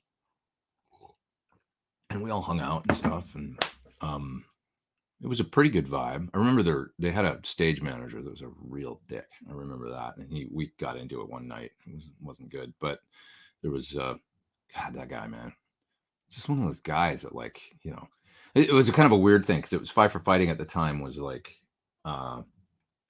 doing well. The record was selling about 25,000 units a week right when I joined. And, you know, the song was taken off. So there was a hit, you know, so it was a Goo Goo Dolls tour for sure, but Five for Fighting was opening, you know, so you know, but still it was kind of like, it was a valuable addition to that bill. Cause you know, Five for Fighting was definitely bringing people in. And yeah, there was a whole like thing that happened with that stage manager guy, just bad vibes, but it was so stupid, man. I had to use the bathroom before a gig, like, and he blocked me from going in the bathroom. He said, this is only for the catering people for the venue. So he was just messing with me, you know. And I just got in his face and I was like, what? Like, I have to go, like, I gotta go on in like 30 seconds. I really gotta pee. And he wouldn't let me use the bathroom. He was just like throwing his weight around, like. And this guy had a reputation too. I remember that. And, you know, you just don't want to be an asshole on tours like that. He literally wouldn't let me go into the bathroom. And I would just remember saying, well, that's pretty effing stupid, you know, like, what do you think? Like, you know, and he went, oh, and he got on his radio and he said, Five for Fighting gets 10-minute line checks for the rest of the tour. Yeah, that happened. And I remember going on stage and just being like so pissed off. And then it went up to kind of like after the gig, it kind of went up to management and stuff, and everybody kind of got into it a little bit. And I think Five for Fighting's manager was like a kind of take no shit kind of guy. And I think he said, look, like, you guys better start treating our guys with some respect or we'll walk, kind of thing. You know, probably shouldn't be telling this story, but whatever. It's 20 years ago. Who cares? So things like that, you know, and that guy, like, what is up with this dude just being a jerk? You know, I'd never even had an altercation or any kind of run in with this guy. And he just chose to pick on me, you know, the guitar player. And I like wasn't having it. And he didn't like that. And it went up the, you know. So anyway, there's Goo Dolls story. But I liked Johnny and I liked Robbie. Was the sweetest guy in the world, you know. Many times these things can happen on a tour and it's got nothing to do with the artist, you know. It's like, it's weird. It's like, sometimes it's got stuff to do with the artist, you know, but many times it's just this other BS going on, you know, and it's so silly. What a pain in the ass, you know. It's so silly. It's like workplace stuff, like any job where there's some person that just, you know, yeah. Ben Tom says 666 exactly. 666. F that stage manager punk. Yeah, he was like a real production manager. I wish I could remember his name because I'd just call him out. You know, like, who needs that? You know, it's just like, and you know, it's like if that guy, I mean, it goes two ways. It's like, I guess he could be like, yeah, I'm you know, like that, you know, kid will never get a guitar gig on a tour I'm on, sort of thing. But likewise, like if I'm ever in a band and that guy's name came up, and no way, like, you know, don't hire that guy, you know, because who does that? I had to pee. Yeah, that's the truth. We got 596 people online. 598. Good to have you all here listening to my bathroom woes before Five for Fighting and Goo Dolls gigs. When I was 2, I watched a Goo Dolls concert on MTV, and Greg threw his guitar pick, and I couldn't say, okay, yeah, Greg. So Greg Saran, you're talking about, I think, right? And so he was also touring with Goo Dolls. And yeah, that tour that I was on, he was playing guitar, and Jason Freese was playing keys, and that's where I met both those two guys for the first time. And then a few years after that, I ended up on tour playing with Jewel with Greg on guitar. He was her MD. And Jason on keys. Actually, we were both in the same band, so we all ended up on the same gig, touring for a year with Jewel. And that was like a year before I joined Chris Cornell's band. And then I did another tour with Saran years later with Milan Farmer in France, 2013. I spent like 6 months in France and he was on guitar. So you see the same people all the way down the, you know, it's like small world kind of stuff. He plays guitar. Greg's a great guitar player. He plays guitar on American Idol now. So if you watched any of this past season, he was the guitar player. I think there's 2 guitar players, but he was the, you know, kind of guy, short hair and really good, tasty player. Anyways, yeah. This is interesting. Why does my Empress tremolo pedal send a thumping pulse equal to the tempo I have it tapped at when it's not on? That's interesting. That would be a good question for somebody like Friedman, but my guess is you could probably do something about that with maybe some degree of like well, it could be a power supply thing, or you know what I mean? Like it's hard to gauge, but I would ask Dave Friedman that. Certainly if it's in a loop switcher, you wouldn't have that issue, but you don't want to deal with that. I would say it's probably got something to do with, it's obviously not totally true bypass, right? Could be an impedance thing, like on either end, but it would be a good question for somebody like Friedman, honestly, like on a tone talk, to ask him. Probably a solution, and it's probably got something to do with a pedal that's before it or after it, and the impedance and how it's, you know, not completely bypassing the signal or something, you know, or maybe, like I say, like a power supply thing shared, you know, it's not isolated right or something. So try and put it in a different place. Take it, remove it and like try it just into your amp and see if it does it alone, and then like try it on your board, and then like take other pedals in and out and see if it reacts to that. And then also try giving it maybe its own power supply if you're powering it with certainly if you're using any kind of like one spot or something, it could be that, you know. There's just some ideas. Cod Swinger, $5 up there in the super chat. You guys are too kind, man. You guys are, I don't even know what to say. How do you use reverb delay with your SL68? Says Brad. Excuse me. Well, you could use, and you use the reactive load and power station at the same time. No.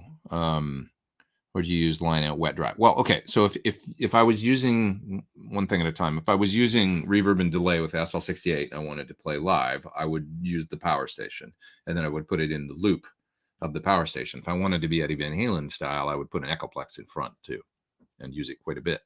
Just, one repeat kind of sound.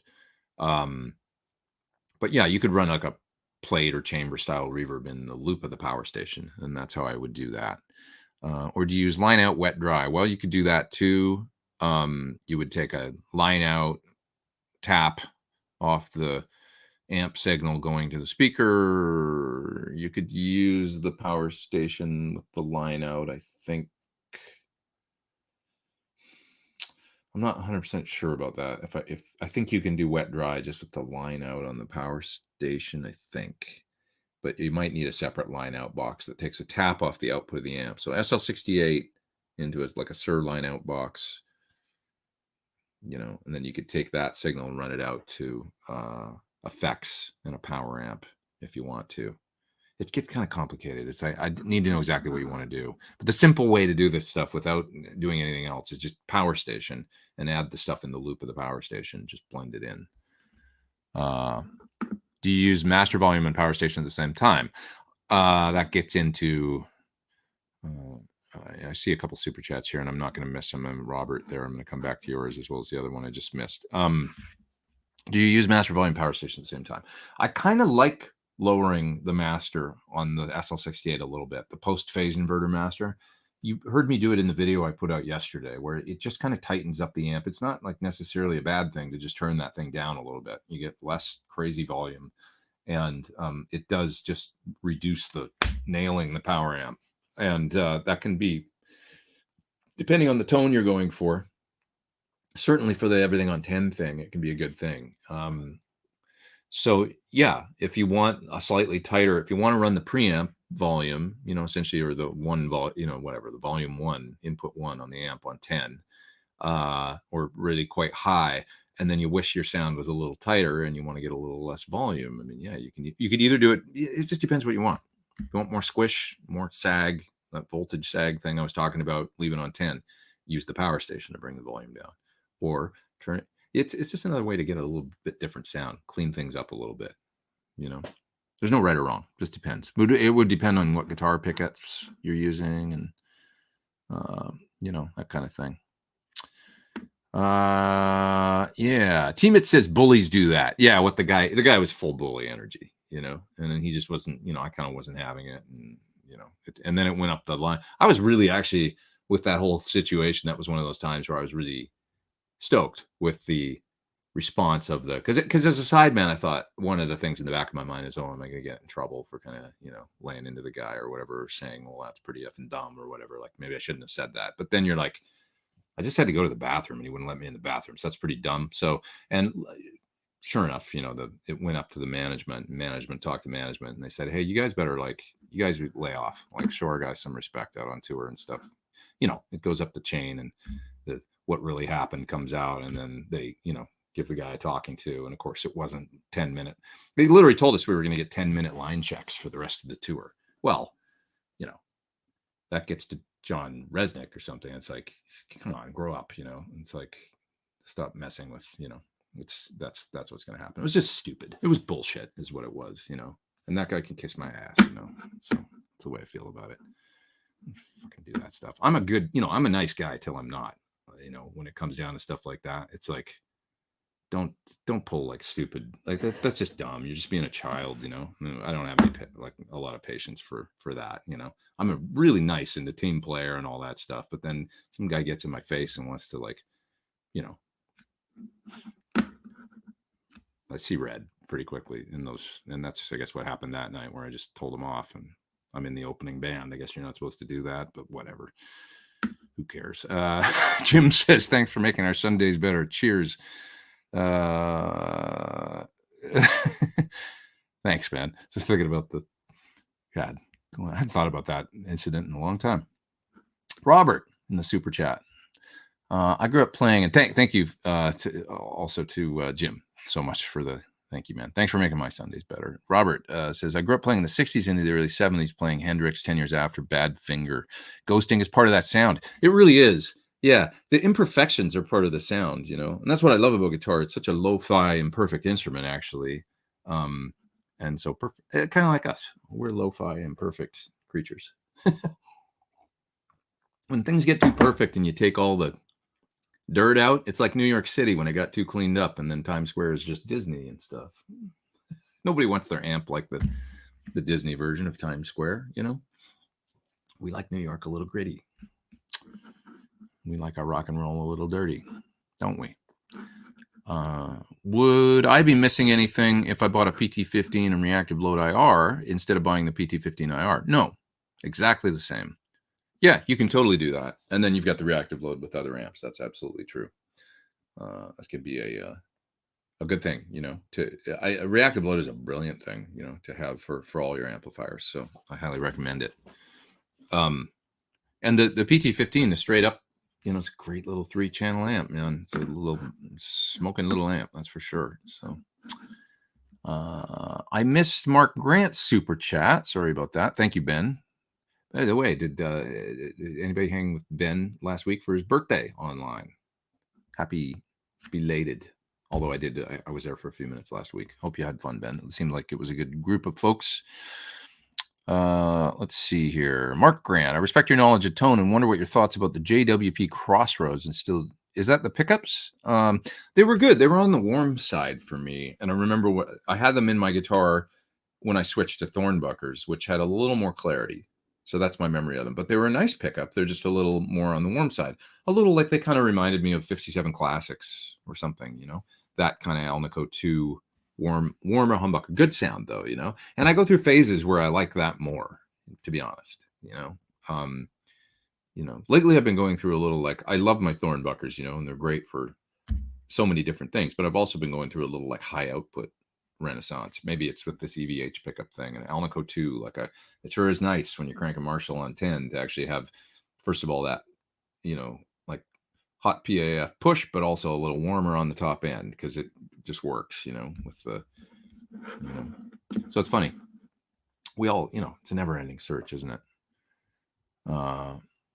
Yeah. This is okay. There's another, oh, that was Codswinger. I think I already got to that super chat, didn't I? About the PT15 and reactive load. Yeah. So thank you, sir, for doing the super chat. Codswinger. Do you think that sort of industry toxicity has cooled down in recent times since people can more easily share their stories and throw jerks on blast? I don't know if it's cooled down or not. I think it still is. Some people are just like that, you know? And yeah, you're right. I mean, there was very little. I mean, God, there was barely internet back then when what I'm talking about was going on.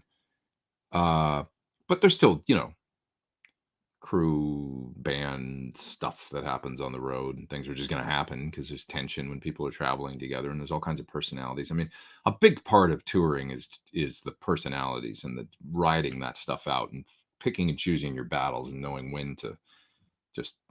I'm not going to touch that with a 10-foot pole and just let that, because you know I was having a long talk with a couple friends this week about this. Like, you're not going to change people. You know, we're a bunch of grown-ups, and it's like we're not going to. You know, it's not our job to go out there and be, you know, I mean, to a certain degree, you're, you know, part of his, you know, the psychology of it, right? But, you know, standing up for yourself, but also picking and choosing your battles and not trying to, you know, just staying out of the way sometimes is the best, you know, to pick the path of least resistance unless it gets really stupid, which is like when you really have to go to the bathroom right before you're about to play a 45-minute set and some guy's not going to let you in the bathroom. That's about where I just like the stupidity when you know people are screwing with you. But generally, I don't do well with bullies when they're right in my face. You know, I tend to, somebody could be a lot bigger than me and a lot meaner looking than me, and I just don't care. I just like, oh yeah, you know, you think you're gonna, you know, and I get into that mode, and I don't really like feeling that way. But that's where I go, and I don't know if I'll ever be able to change that. Maybe that's just how we are. You know, I just don't like disrespect, and I don't like bullies. I hate bullies. You know, it's stupid. It's newbie. Thank you for everything you do for the community. In the spirit of mistakes, what are your most memorable mistake that turned out great? That's a really good question. Memorable mistake that turned out great.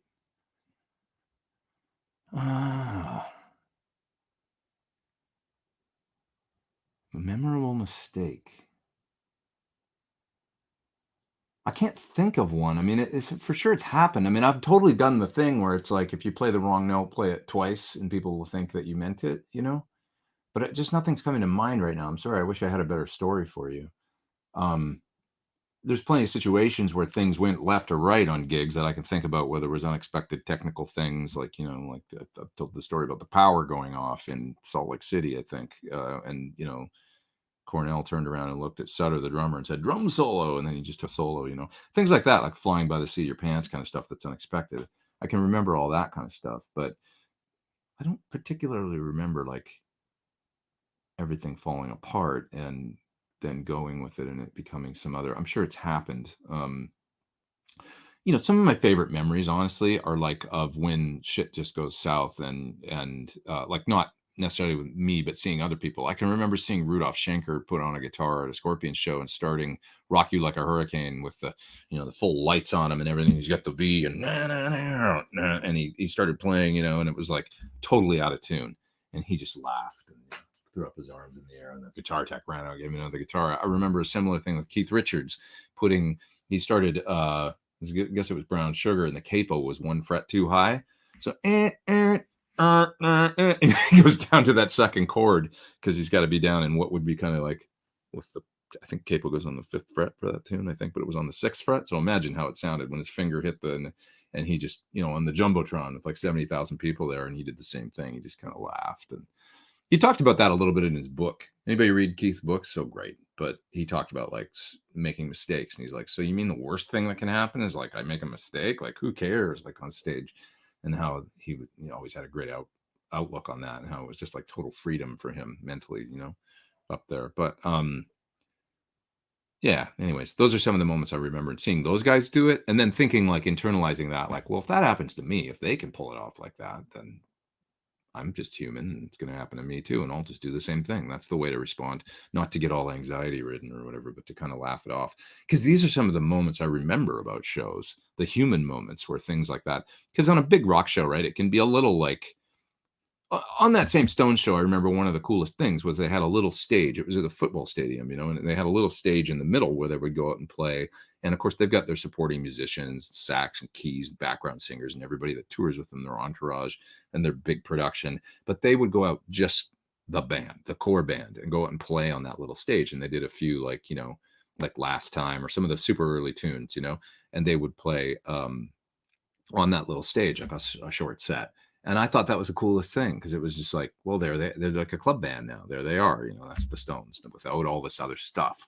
And so when those human things happen, like either that or a mistake or something, it can really, I don't know, it's heartwarming or something, it's got a nice, I just love it.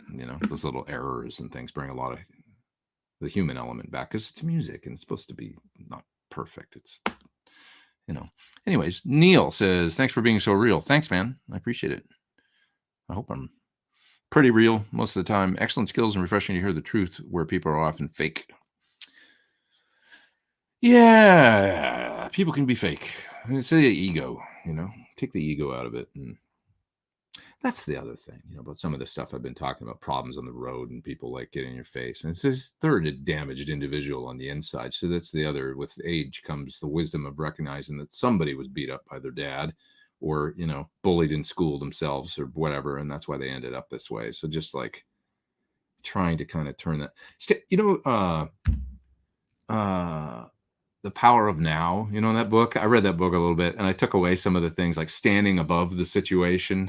Kind of like, I don't know if I was all in on his books, but like the Eckhart Tolle, wasn't that his name? So I think that's his name. Is that how you say it? Anyways, I just remember the internalizing one concept of like kind of like standing above a situation, like almost outside of your body, and like being present and recognizing what's going on. Like it was a cool thing. So like when somebody's being a bully, or when somebody's like recognizing, oh, well, they probably just are pulling from some sort of you know, and then how that affects how you respond, you know.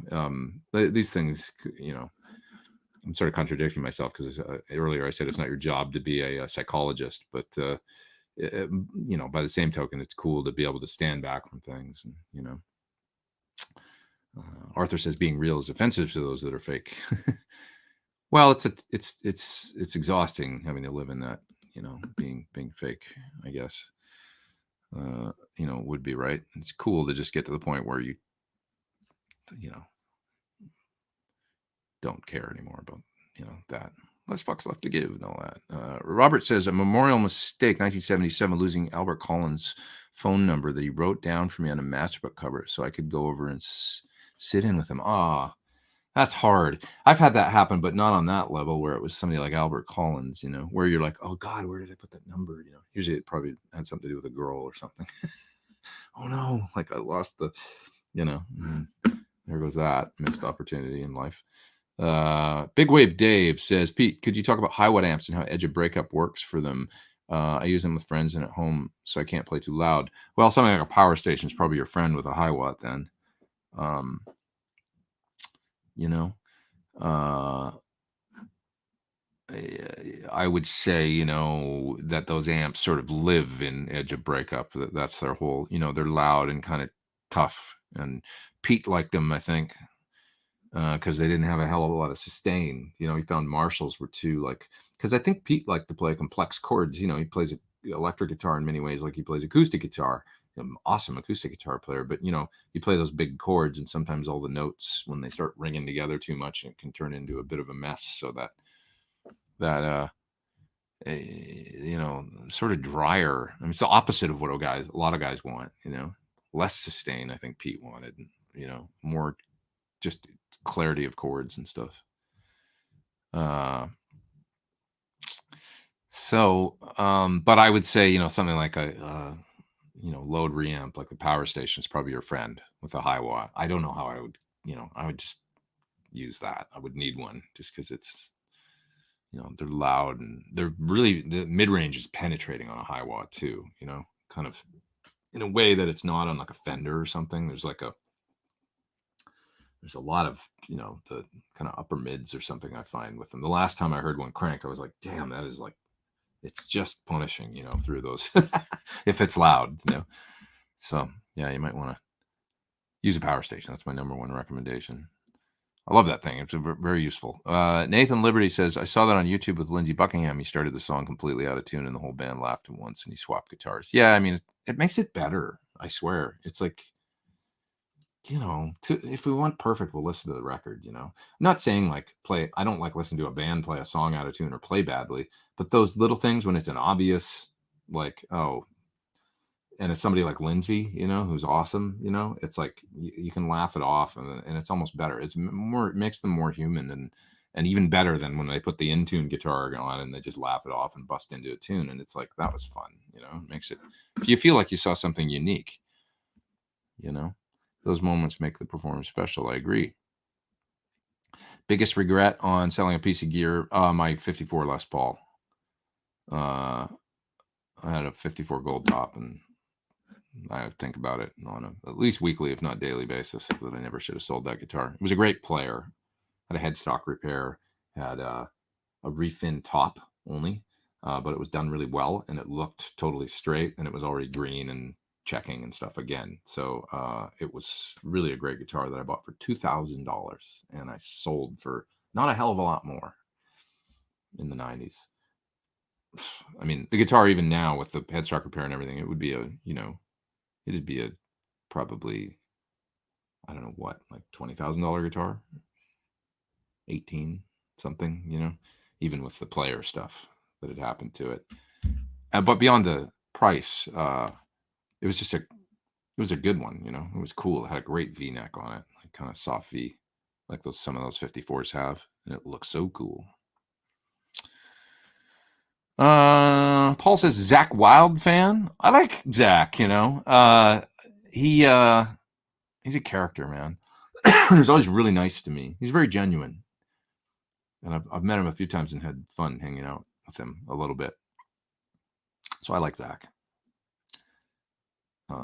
Yeah.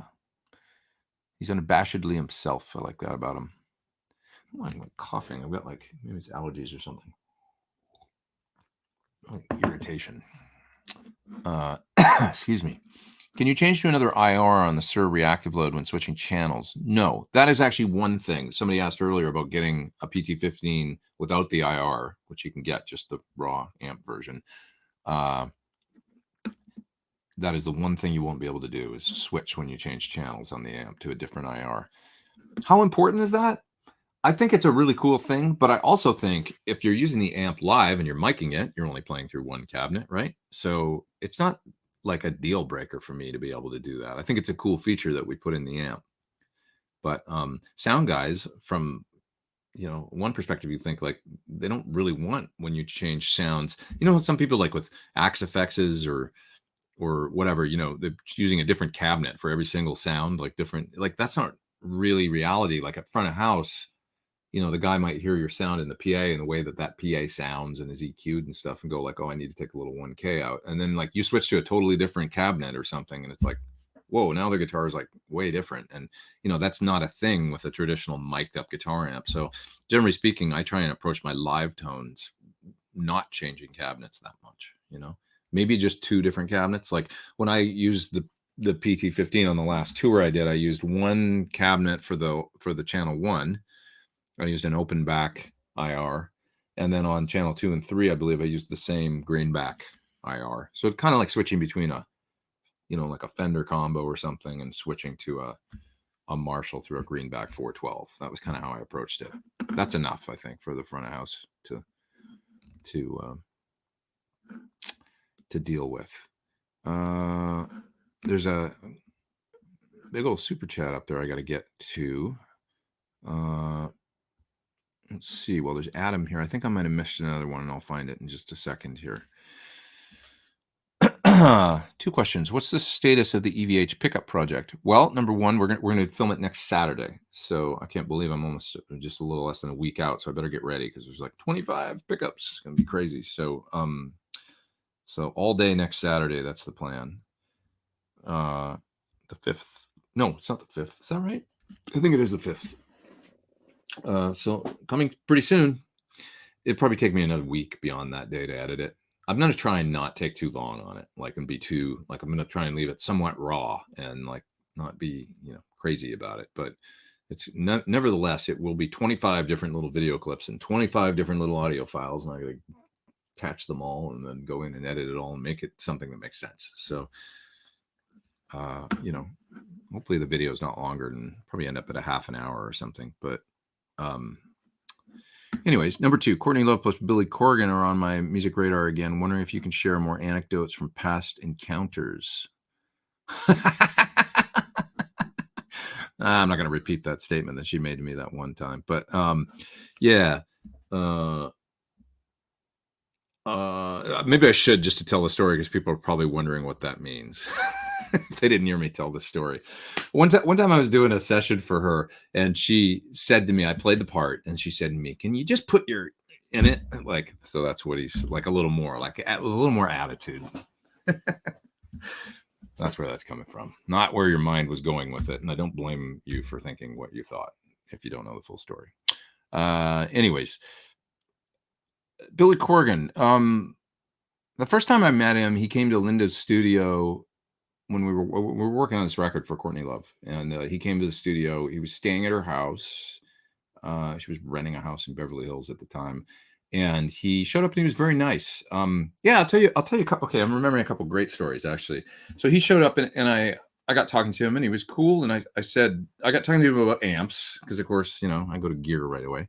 And I said, so didn't you used to use like JCM 800 or JMP, whatever, master volume style Marshalls and go into the low gain input and then use KT88s? And he seemed very impressed by that. He was like, that's exactly what I did. And we talked about that a little bit and why he liked it. And what else? I remember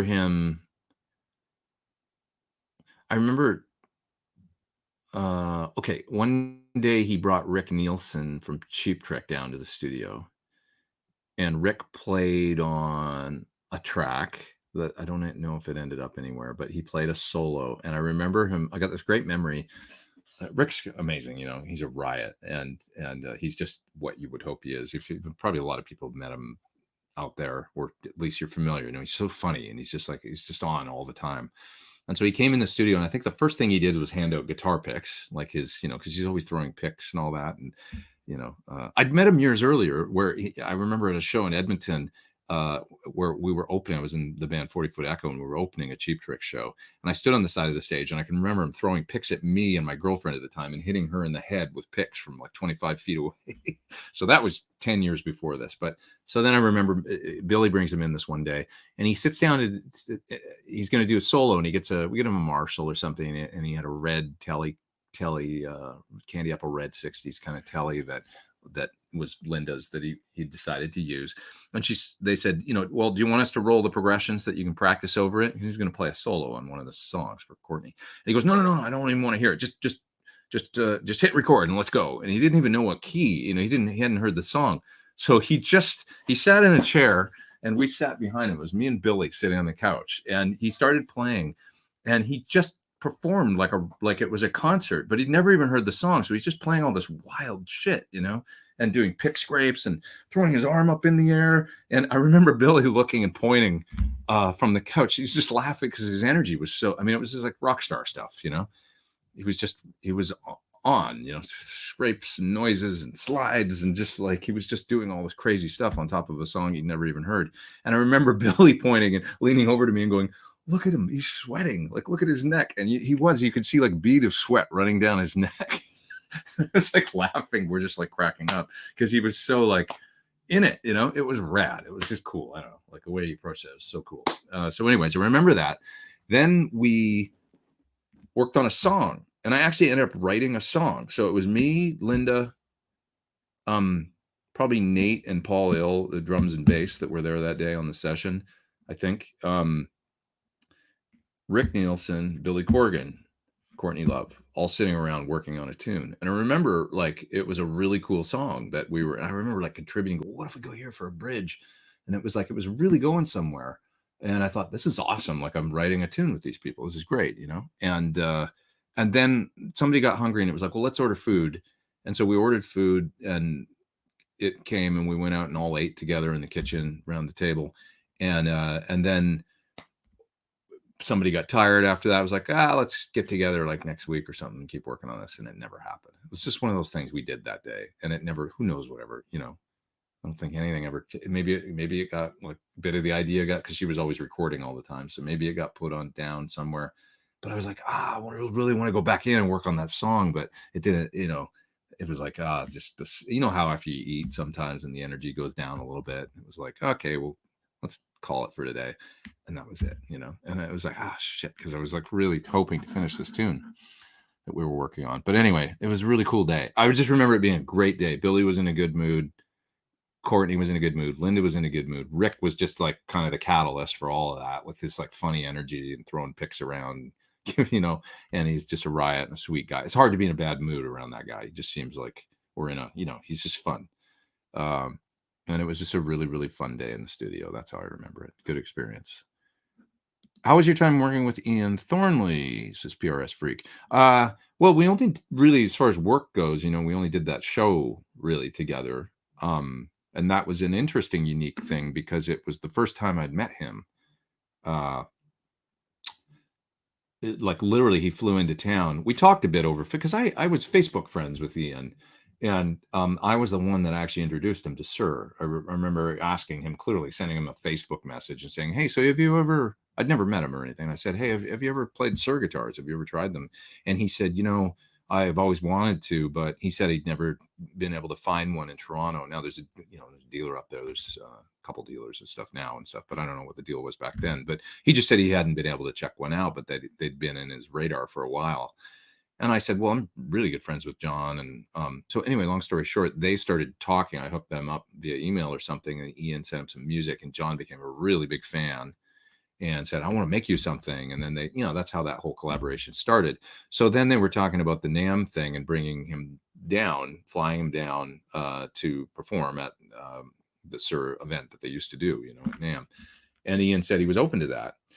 And I said to John, if he wants a band, like if he wants, because it was just going to be him coming down with his manager, I said I would love to jam with him. I'd be happy to put together something and help him, put together a group. And he was open to that. And he was so open to all these ideas. And then I said, well, at the time, Albatross was like one of my favorite albums. I was just like, wow, I'm actually going to get to jam with this guy. That's like this great music I've been listening to for a year. I'm so excited about it. And so we started emailing about it. And he said, I don't know what to play, man. Like, you pick. And I was like, me? Like, I just wasn't used to that. It was like, okay. So I kind of just said, well, what about these songs? And we batted around, Blowing Wide Open and that song. And then, we did Control. And then there was I'm forgetting the name of the tune. That's the bluesy low tune one that we also did. And then he did another song kind of by himself, I think. But those were the songs, I kind of came up with the tunes, like, which blew my mind, that he was just like, sure, that sounds good to me, And I remember him saying, like, this is a guitar thing. Like, what am I going to do? He's an amazing guitar player, but he's under, I think he's confident. He knows how amazing he is. But he's also kind of like, man, it's going to be all these shredders down there. Like, what am I going to play that's impressive? And I was like, I remember telling him, like, after a day of NAMM or during the whole NAMM experience, you going up and just singing your awesome songs is going to be so refreshing, because all that wheedly, and just notes and notes and notes, and you know how it is at NAMM. Everybody's tired of that. If you go up and sing beautifully and play a great song, people are going to be like, thank you, some music, That's the way I remember relating that to him. And he was like, okay, cool. And he trusted me on that. And that's what we did. And it was magic, man. He showed up and it was like, he was so, he didn't bring a guitar. I mean, they had a guitar there for him. He said, just give me some kind of Strat style. So they got him a classic S with a humbucker in the bridge that he played for the whole thing, I think. Oh, he had the T style for the slide, but the amp was a PT100, and he had a pedal board that was put together by them. He just said, give me a delay and a drive. And literally on the gig, you can see him tweaking the sounds, just kind of dialing in the sound, because none of the stuff was his. It's amazing when you watch the show. If you watch, the Blowing Wide Open or Control, like, God, he just tore the shit out of it. He played amazing on none of his equipment, not even his guitar. And the way he sang so confidently. So all that just happened kind of on the fly. I rehearsed the band once on those tunes the day before. And I went actually very close to where I am right now, a rehearsal studio. And we went in and did, played the tunes. And those guys are pros, John Button and Blair Senta. And they played through the tunes with me, and it was great. Sounded awesome. And then we went the next day to Sir and set up. Ian came in. I met him. I'd never met the guy, and shook his hand in person yet, and we got up, and it was a little hard at first because the mix was really, like, we were using monitors. He was used to in-ears, hadn't sung on monitors for a while, but he so went with it, and it sounded a little chaotic at sound check. But anyway, then we played, and it was just like, you've seen it in the show. He just did that with a bunch of guys he'd never really met. That's the most impressive thing, is not like how I did with it, but how he did with it, was so amazing to be able to sing so beautifully, perfectly in tune, and just with so much, like, and just roll with these different dudes on his tunes. It wasn't like we were playing cover songs or something. It was like his songs, different people interpreting them, a different drummer, and how that can feel and maybe throw you off or not, or, it sounded like we were a band, I thought. And that's largely, okay, we can take some of the credit, but I think it's largely him, and his ability to do that was almost like second to none. I almost feel like I've never seen somebody do something so comfortably. I mean, I can't remember him really directing anything. He just, okay, these guys are going to play it like this. And it's kind of like Chris Cornell, actually, like, in his ability to do that. Because Chris is really good like that too. He was like, he was so good at just rolling with situations. And if he wanted something different, he would be very direct about it. He would say 5 words about what that part of the song, can you not do that thing? But other than that, he'd just let each situation roll and be okay with it. Like, different musicians play a little different, and I'm just going to let them do their thing. It was so great. Anyways, I missed a bunch of super chats. I'm going to go back here. Travis, this is just a thank you for all the things you do. Dude, thank you. Appreciate that. Thank you for being here. Like, you guys are awesome, man. You guys are Thank you for being here every week. 594 people online. Happy weekend to y'all. I feel bad here because I know I miss super chats telling long stories and stuff, but I think maybe I didn't. Maybe I got to. Let's see. Here's one. It's Newbie. Sorry to shift gears on you. Was curious, what is the one piece of advice you never received that you yourself want to impart on people?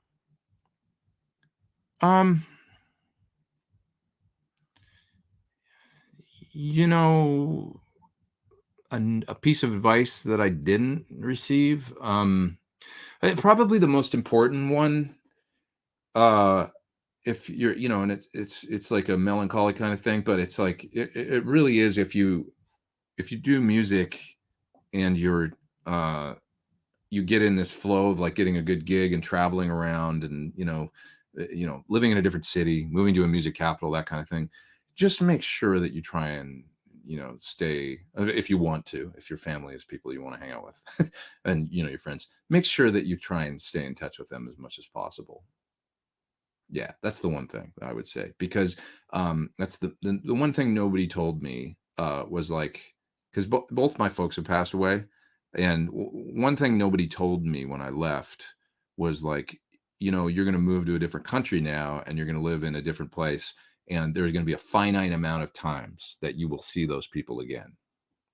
That you can kind of, if you live in a city, you kind of sort of see people all the time. You don't think about it that way in a number, right? But what if I was to tell you, you're going to move to a music capital in a different country. So now you're only going to go home once a year, or maybe you're going to go home twice a year, right? And when you look at your age and their age and how much time you've got, you can almost map out the amount of times realistically that you're going to see them again. What if I was to tell you, you will only see your parents 18 more times in your life, right? It's heavy to think about. And I wish somebody had kind of put it in those terms to me. Like, so get home as much as you can. Go more than you think you should. That's the number one thing. Because there's a price to pay for going and living your dreams and taking off from wherever you live, like that finite amount of times you're going to get to spend with those people. That's the number one thing. Just view it that way. You're going to move away now and you're only going to go home. Realistically, it's hard to travel. Pandemic, right? A lot of people got faced with this during, like, oh, I can't see these people and they're getting older. Like I got it. Like I hear it over and over again. People saying I need to get home. Like I haven't seen these people in a year and a half or a year and 2 months or whatever it is. And that's not normal. Like, and so you get faced with that. Well, you know what I mean? So that's the number one thing. Just try and keep those relationships, and it's easier now with FaceTime and stuff than it ever was, to see people and connect, but it's also not the same as just physically being there, is it? So that's my number one. Yeah. Just highlight this just to get out of that. Don't mean to get so heavy all the time, but it's important. I would bet the pickup Seymour Duncan rewound for him, Eddie, I assume, was used on Van Halen 2. I think that's probably true. I think Van Halen 2 really sounds like the PAF to me, PAF style sound, lower gain. I love the Van Halen 2 guitar sound. Maybe my favorite. I know it's Dave Friedman's favorite record. Another EVH geek. Do you have any tips to get used to mid-high gain guitar sound on in-ear headphones? The number one thing that I try and do on in-ears and headphones is, one thing you can do is if you've got your own mix, generally speaking, like from a front, if we're talking about a live in-ear experience here, generally there's an EQ on your mix. Excuse me. Like a master EQ, and you can go and tweak that, and that's very helpful sometimes. If you find your guitar's too woofy or too or the mix in general. I find on stage, one thing with in-ears is there's a lot of bass that develops from the subs that you can feel, and you can translates into you hear it. And there's just a lot of low end going on, generally speaking, on stages. So many times I'll find I'll trim low end out of my, on the monitor board. If you've got a master graphic EQ just for your mix, I'll trim out sometimes low, sometimes 200, 250, 190, like around there, and then do a low cut at like steep at, 80 or 90. You don't need any of that stuff down there because you're getting it off the bass amp and off the stage anyway in the subs. So that's one thing that'll tend to clean things up a little bit. And then sometimes I find in-ears dark for me, like generally speaking, compared to like, I mean, I used to listen to Sony 7506s all the time. Those are bright headphones. That's what I liked. I've kind of gravitated more towards, these guys here, which are a little more neutral. But so I will go and I'll actually bump up top end on the in-ear mix. Sometimes on the pack, on the in-ear pack, I'll just turn on the 3 dB, or 2 dB treble boost or whatever. I like that generally. Maybe I've gone deaf or something, but generally speaking, I just find in-ears can tend to be, at least the ones that I've used, can tend to be a little on the dark side. I'm not talking about aggressive, tons of treble here or whatever. I'm just talking about like a couple dB up in the, can tend to give a little more clarity, and that little cut in the lows can tend to help. Now, beyond that, I like to stereoize my in-ears guitar signal a little bit. So like however you can do that, like whether that comes out of your rig or, there's different things you can do. I remember reading about Alex Lifeson recommending that in-ears, that the monitor guy would split his guitar sound by adding a delay, no feedback, like only one repeat, right? Like 11 milliseconds, pan his main guitar left, and then he'd put the other one over here in the right channel and pull it up, the delayed signal, and that gives you that fake kind of stereo spread, right? So you can do that. You can also do that in your own rig if you want to. Like if you can run a stereo rig, you can add a 25 or 30 millisecond delay on one side and a 40 millisecond delay on the other side. No repeats, no mod or anything like that. I'm just talking like a straight up delayed signal, and then you blend that into your sound. And if you just use that a little bit, it tends to widen your guitar sound a little bit, but it doesn't sound like you've added a harmonizer or something, a micro pitch or something. So any of that stuff helps to just spread the signal a little bit, make it a little less. I hate that mono, that pinpointed mono sound of the 57 on the cabinet thing. Also, the mic on the cabinet becomes a consideration. Like 57s sound great, and generally I'm pretty used to just rolling with that now. But there was a time where in in-ears I would actually I've done tours where I had a different mic just for my in-ears than was going to front of house, because the front of house guy would like 57 or whatever. I'd be like, that's great, but they sound a little, it's that thin raspy thing that a 57, why it kind of cut through a mix, but in in-ears it sort of sucks. So like a condenser mic, like one of my favorites was an Audio Technica 4050. Those sound great. They sound great. I don't know why any front of house guy wouldn't like those. They sound so good in the PA. They're a great mic on guitar is actually an Audio Technica 4050, but also Shure KSM 32. Used that for a while. That was pretty good sounding for the in-ears. It's just a more natural full sound than like a 57 with that pinpointed aggressive upper mid thing. Sometimes that's what you want anyway in the PA, but sometimes that more natural. Depends on the band you're in, really depends on the band, like what works. I hope that makes some sense. Did I miss super chats? Yes. What is the best beginning to write a rock song? Lyrics, chords, emotions, especially if you've never done it. It can come from anything, man. It can come from a drum groove. Think about Bullet the Blue Sky by U2. That crazy, drum groove. So unique, right? I mean, and then they just hit the big open E at the beginning, and it's such a vibe, right? So I gotta imagine and then it's kind of got a almost rap vocal on top where he's just sort of mumbling the lyrics and saying it. It's a sound like stream of consciousness, sort of, right, in that song. So there's a song that probably developed from just a groove, like that thing that he was playing, and then somebody hits an E, and Bono starts. I'm making this up, I don't know, but it sounds to me like that was, because there's not a lot of chord changes going on. He just starts talking the lyrics at the beginning or whatever, and then the amazing slide in that song. That's a whole way to write a song, right? Or you take a song like I always use this example. Guitar's a little tuned.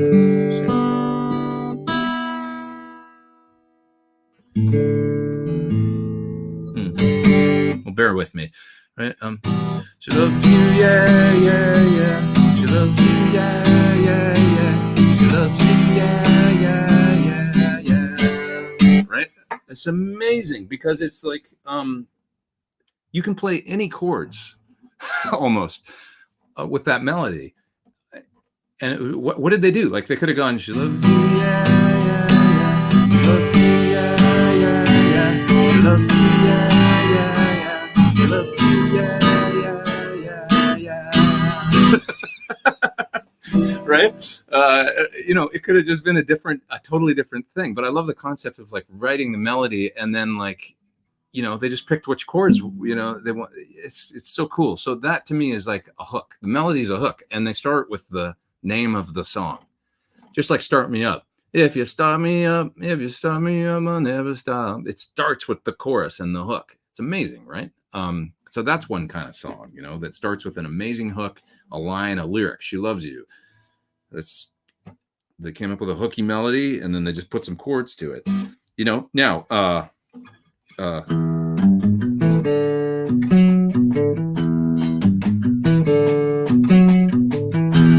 right, that was more about a riff. That song had to start with that riff. It's just somebody wrote that riff and then it's a riff based song, right? Or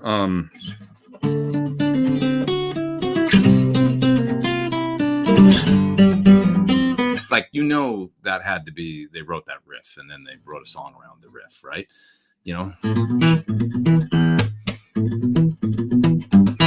Riff based songs, right? I've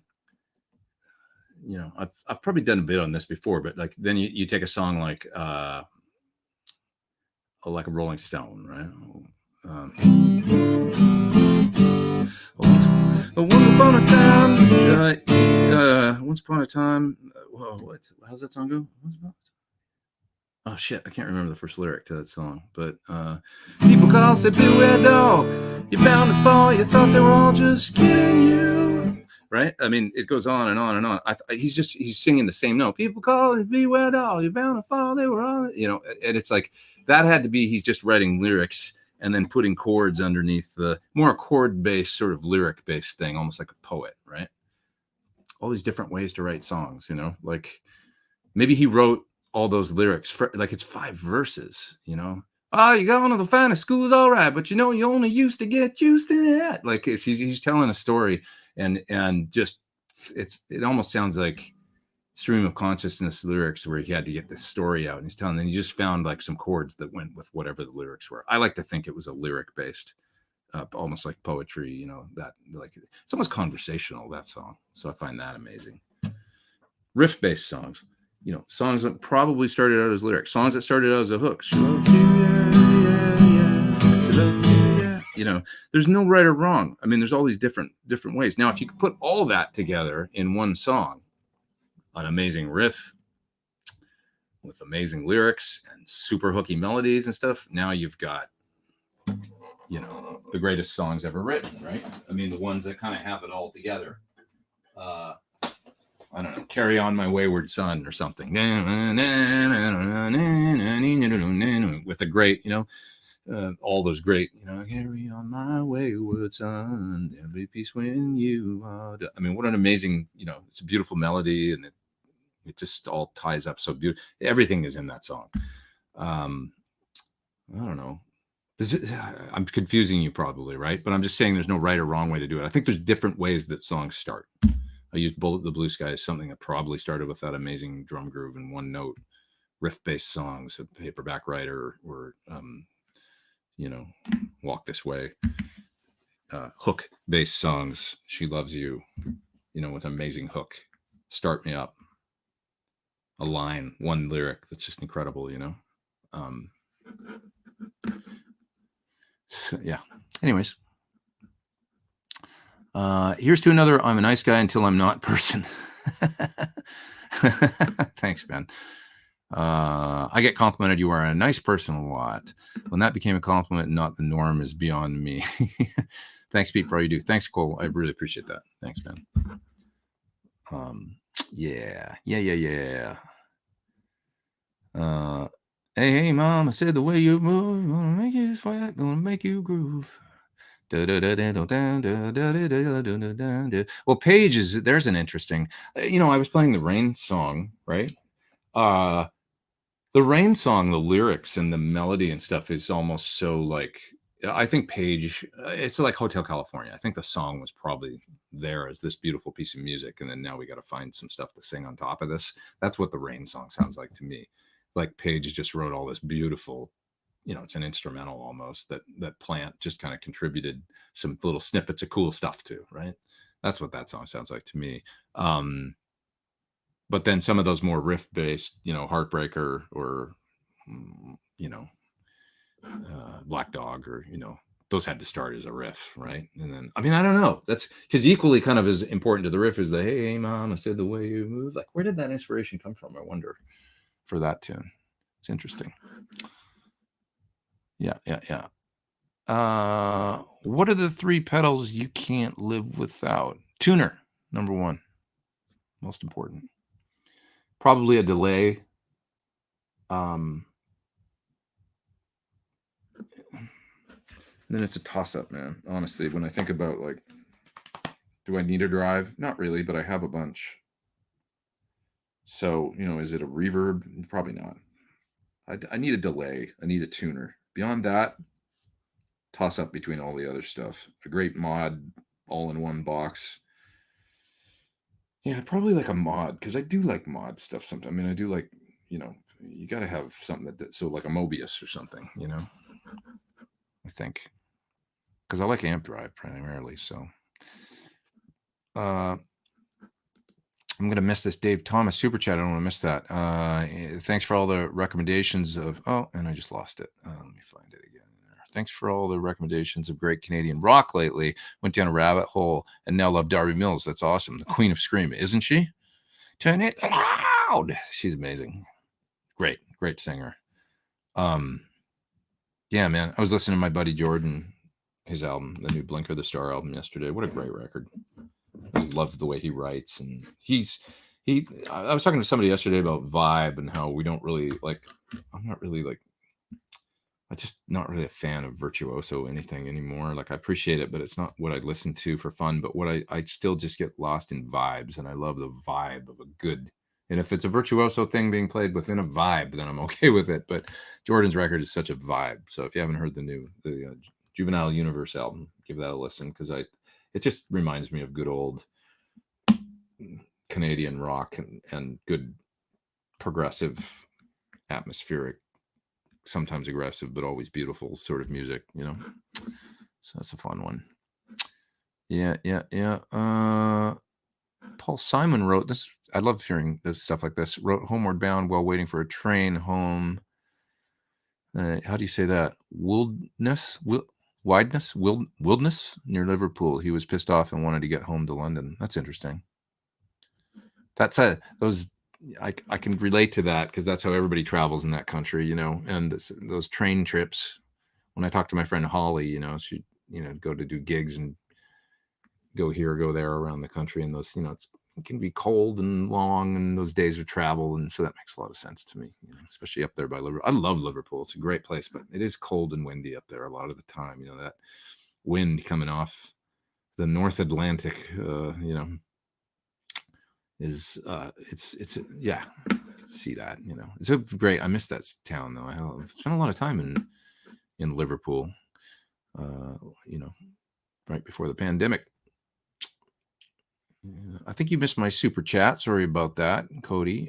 Just wondering any cool venues or spots in West Hollywood to meet new musicians. Well, dude, it's all kind of shut down because of the, all the stuff, but we'll see what comes back. I know that, for instance, the event that used to be at Lucky Strike Live, the Soundcheck Live, it used to happen most Wednesdays or every Wednesday. Now it's going to be the last Wednesday of every month to start, and it's at a different venue that's somewhere. I can't remember the name of the place, but it's close to Hollywood and Vine, and they're starting to get that going again. They're getting their backline together and stuff, because they've always got backline amps and pedal boards and stuff like that, and artists coming in doing sets. So that'll be a fun one. So it's called Soundcheck Live. So you don't even need to know the name of the club. Find Soundcheck Live. They've got a website, I think, and you'll find it there. It'll tell you the name of the. I can just find it for you, I'm sure. If I just did a quick little always good, really good musicians. And let's see. I see a Facebook. I see a Instagram. Let's see what their Facebook says about where it's going to be. Live music venue at 6801 Hollywood Boulevard, whatever club that is. I'm not sure what club it's going to be, but let's see if I can find the. Yeah, I'm not seeing the name of the venue, but anyway, 6801 Hollywood Boulevard, and I'm just looking at their website right now, seeing lots of my pals on there, like Glenn Sobel and photos of all these guys. Anyway, it's a good night. Pro players, good stuff. At the Baked Potato, my friend Jamie Kime has been doing his gig with Danny Carey on drums from Tool, and Toshi, of course, my other buddy from the Jimmy Kimmel show. So go down there and check that out. I think that happens. I don't know how often it happens, but look at the Baked Potato website and go down there and meet some of those. Those are some of the best musicians I know. Definitely. You know, there's two good suggestions. Sorry I missed your super chat, but I didn't miss it. I got it. Did I miss any others? I don't know. Frosty says, you did a fantastic job at that Sir party. Thank you. Cool to know more about how it happened, your involvements. It was a pleasure. It was fun. It was a little stressful because I was doing my own set too. So I had to get together 4 or 5 of my own tunes and then do the Ian set and do a good job on both. I remember the end of the night being like getting ready that week, but it came off really good and I'm really happy with it. Even, I was stoked at, playing some of my music live, and because I don't do a hell of a lot of that, play the, guitar nerd and material and all that. And so learning it and going out and knocking it out live was really fun. Just cool. Should do more of that, I guess. Suppose it's almost time to go. How long I've been going for? Yeah, till almost 2:30. So I'll stay another 5-10 minutes and then I'll split. This has been really fun today. Let's see what else we got here. Is it worth adding a dip switch on a Strat to have the option of having the bridge and neck pickup on? There's different ways you could do that, I think, probably with push pulls and more than a dip switch. Maybe just a switch to shut off. I don't know. How would you do it? There's lots of those, like articles in like Premier Guitar and, wiring tricks for your Strat and like 7 different sounds so that you could get like the, I think one of the ways to do it, let me think about that. If you put I think there's one way you can do it where you have a 3-way switch for the toggle and you have the middle pickup not on the switch, but it's on a pot. So you just blend it in. That's one way I can seem to remember. So 3-way. So in the middle on your Strat, you would have the neck and the bridge, what you're talking about, right? Together. It'll be a little more telly-like. But then you can blend in the middle and now you got all 3. Right? And so then if you're on the bridge pickup and you blend in the middle, now you got the neck and the bridge. So there's different ways you can do it. Good tech knows all this stuff. Probably cool. I've never had a guitar like that, but it would be neat to have a guitar where you could run all 3 singles at the same time and stuff. Rob says, is the top hat in the realm of mashless? Yeah, but they're all in the realm of Vox, at least the one I have here. You're talking about this one back here. It's an AC30, basically. It's an AC30 with an added effect loop and master volume. And the option on this is, no tremolo channel, obviously. This is like the normal channel, but it's got a tone control added that I had Dave Friedman do speaking of push-pull mods, push-pull pot. This switches this tone control in and out. Because normally an AC30 on the normal channel is a gain stage, the volume control, straight into the power amp. No tone control. On the Brilliant model, it would have a bright cap.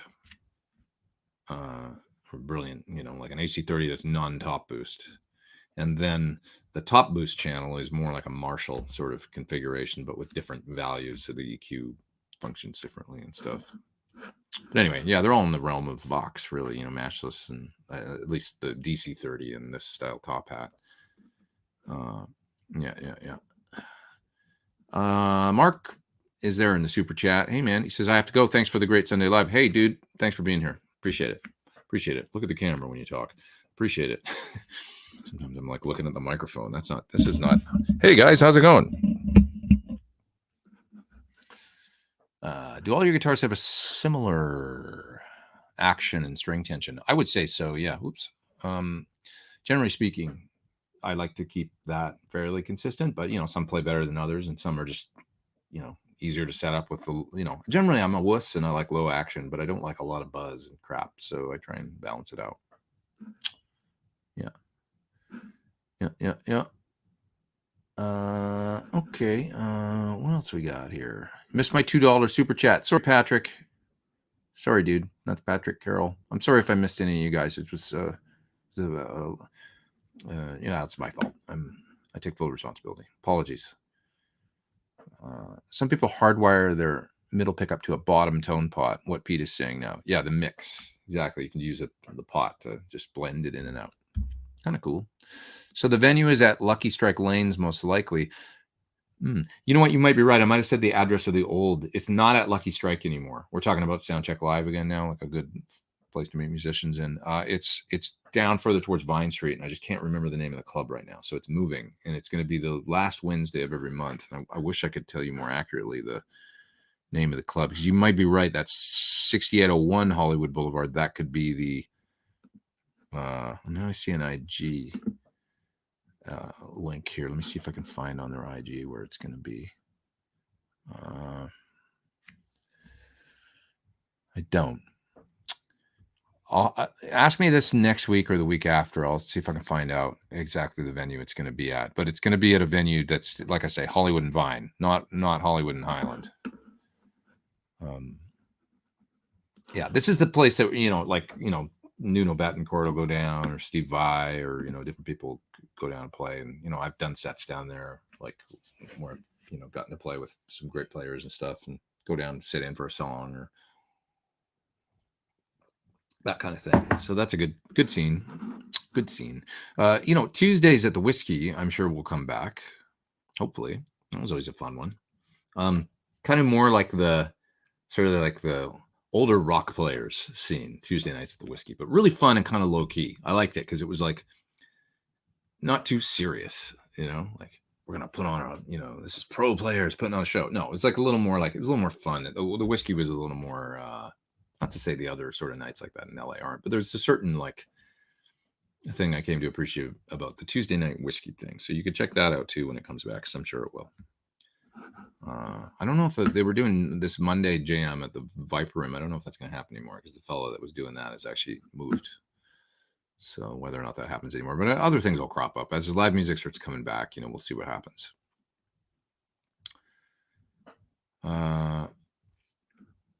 Yeah. I wonder if Billy Zoom from the band X ever shows up there. I've never seen him around or met him or anything. I know he's an Orange County guy, and that's he's behind the orange curtain. No, I don't know. He might, maybe,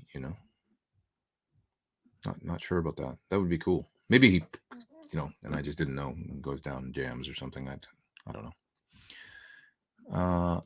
Here's one more question. Am I right to think if I run a master volume amp with the master volume dimed, it will be like a non-master amp by just using the gain knob? Sort of. It depends on the master. If it's a post-phase inverter master done right, which is not the majority of masters, then it's totally out of the circuit when it's on 10. If it's a Marshall pre-phase inverter master, like on a JCM 800, it's sort of not really ever out of the circuit. It's debatable, like how much difference it makes being there all the time and on 10, but technically it's still in line. But yes, you can go a long way towards making it like more like somewhat like a plexi or whatever if you just turn that thing all the way up. But it's still not the same. The cascaded gain stage thing in the front is different. The way that it just sounds a little different. It's not quite the same. And for some of the reasons that I kind of outlined in that video that I put out yesterday. But yeah, that 85% yes is the answer to your question. Yep. What else we got here? What was the that makes sense moment once you discovered that you felt improve your playing by a lot? Maybe things like playing like thinking about playing on top of the beat, in the middle of the beat, or behind, spending a little bit more time on my time, but literally like practicing sitting in the groove a bit more, like things that you learn when you start recording and listening back to yourself and going, oh, I'm really rushing or whatever, recording is important, really being critical of yourself. I feel like not enough people do that, to be honest. Like, you can play all the fast licks in the world and flashy stuff or whatever, but if you don't have, it's a little bit like the Van Halen swing thing or whatever, like I was talking about. Like, if you're going to play that stuff, then you got to be able to nail that swing. So it's just like, you got to buckle down and do the work to be able to really play that, like practice that dun dun dun dun dun dun dun dun, dun in your picking hand. Yeah. So little things like that, like really paying attention. I guess that's what it is, rhythm, like paying attention to grooves and really nailing the attack and the duration of notes, like not just when you hit them, but also how long you hold them for and then cut them off, like all that stuff, that like I say, Bill Gibbons was a real master of that, and then Eddie Van Halen was a real master of that, great rhythm, even with complex playing going on, muting, all these little technical things. And I guess it's like recording and listening to yourself and becoming aware of them through really being critical of yourself. Any recommendations on condensers, something for vocals, not Vox amps, but vocals, acoustic guitars, and potentially distance mic and guitar cab like Page did in 07. I really like this Lewitt mic that I've got on my camera right here, for a good one for not too much money. I think they're about $250 or something. Can you see that? No, not yet. There it is. I did a video on these. It looks kind of like a 414, right? There you go. 1-inch diaphragm. They're not expensive. Great mic for the money. So this is a Lewitt, I believe it's called a 440. LCT 440 Pure. Really simple mic. There's no, I don't think there's any, it's just cardioid, no pad, no nothing, but really good sounding, and it'll handle high sound pressure. No problem. You can put it up on a guitar cabinet. And, that's what I've been using to record my voice on all my videos lately. I just have it hooked up to the XLR on my camera. So that's a nice one. Another favorite is a 4050, like I said, from Audio-Technica. Most Audio-Technica, the 4047, that was another really nice mic. I'm not sure if they even make these mics anymore. They might have more modern replacements, but for a good price, I like Audio-Technica large diaphragm condensers, generally speaking. So look at those too. Those, kind of would cover, I think, what you want to do there, basically. The other mic I have that's really quite nice is my this one, which is a see this guy. This is a Slate. These are $4.99, and it's a very, very flat condenser that you then use with their plugins to add kind of modeled C12, modeled 251, modeled even SM7, like different microphones, and the software kind of converts the flat sound that this mic makes into and it works quite well. Like the C12 I like a lot on acoustics, and so you use it in a plugin within your DAW. And it sounds really, really good. So $4.99, it's not expensive for a mic like that. And it's a good sounding, basic microphone on its own. It's just designed to be quite flat and uncolored, and then you get the color from the plugin. Use your metronome, says Jim Bob. Yeah, for practice, that's so important. It is. This week feels like it's been therapy for you. It always is. I think. Oh, there's a good recommendation. C390 Logitech webcam is amazing. I'm gonna put that in my web browser right now because I'm gonna be looking for one of those. C390 Logitech. The new. Thanks for that, because I really want to get a good webcam that. Oh yeah, they're not expensive. They're around looks like, or is it a C930? Did I say that wrong? C390 you said, but I'm seeing a C930 online. Looks like they're around $100 to $130, something like that. I should try one of those. Be easier than what I've been doing for webcam. Yeah. Todd says, I'm beginning to think Pete knows what he's talking about. I don't know. I know. Maybe some would say a lot about a very, very specific thing. And other than that, I know nothing. Yeah. Okay, guys, I guess I should go because it's that time. I'm going to go get some lunch and then work on this Taylor Guitars video, I think. Try and make some progress on some work.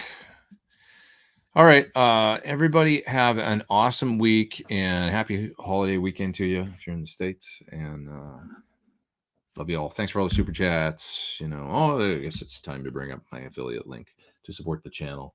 If you need some prime tone guitar picks, or if you need some guitar pedals like a TC Ditto looper, you can always click there. Helps to support the channels down in the video description below. And hey, I really appreciate it. I appreciate y'all being here, and you guys have a great week. I'll see you next time. Take care. Over and out.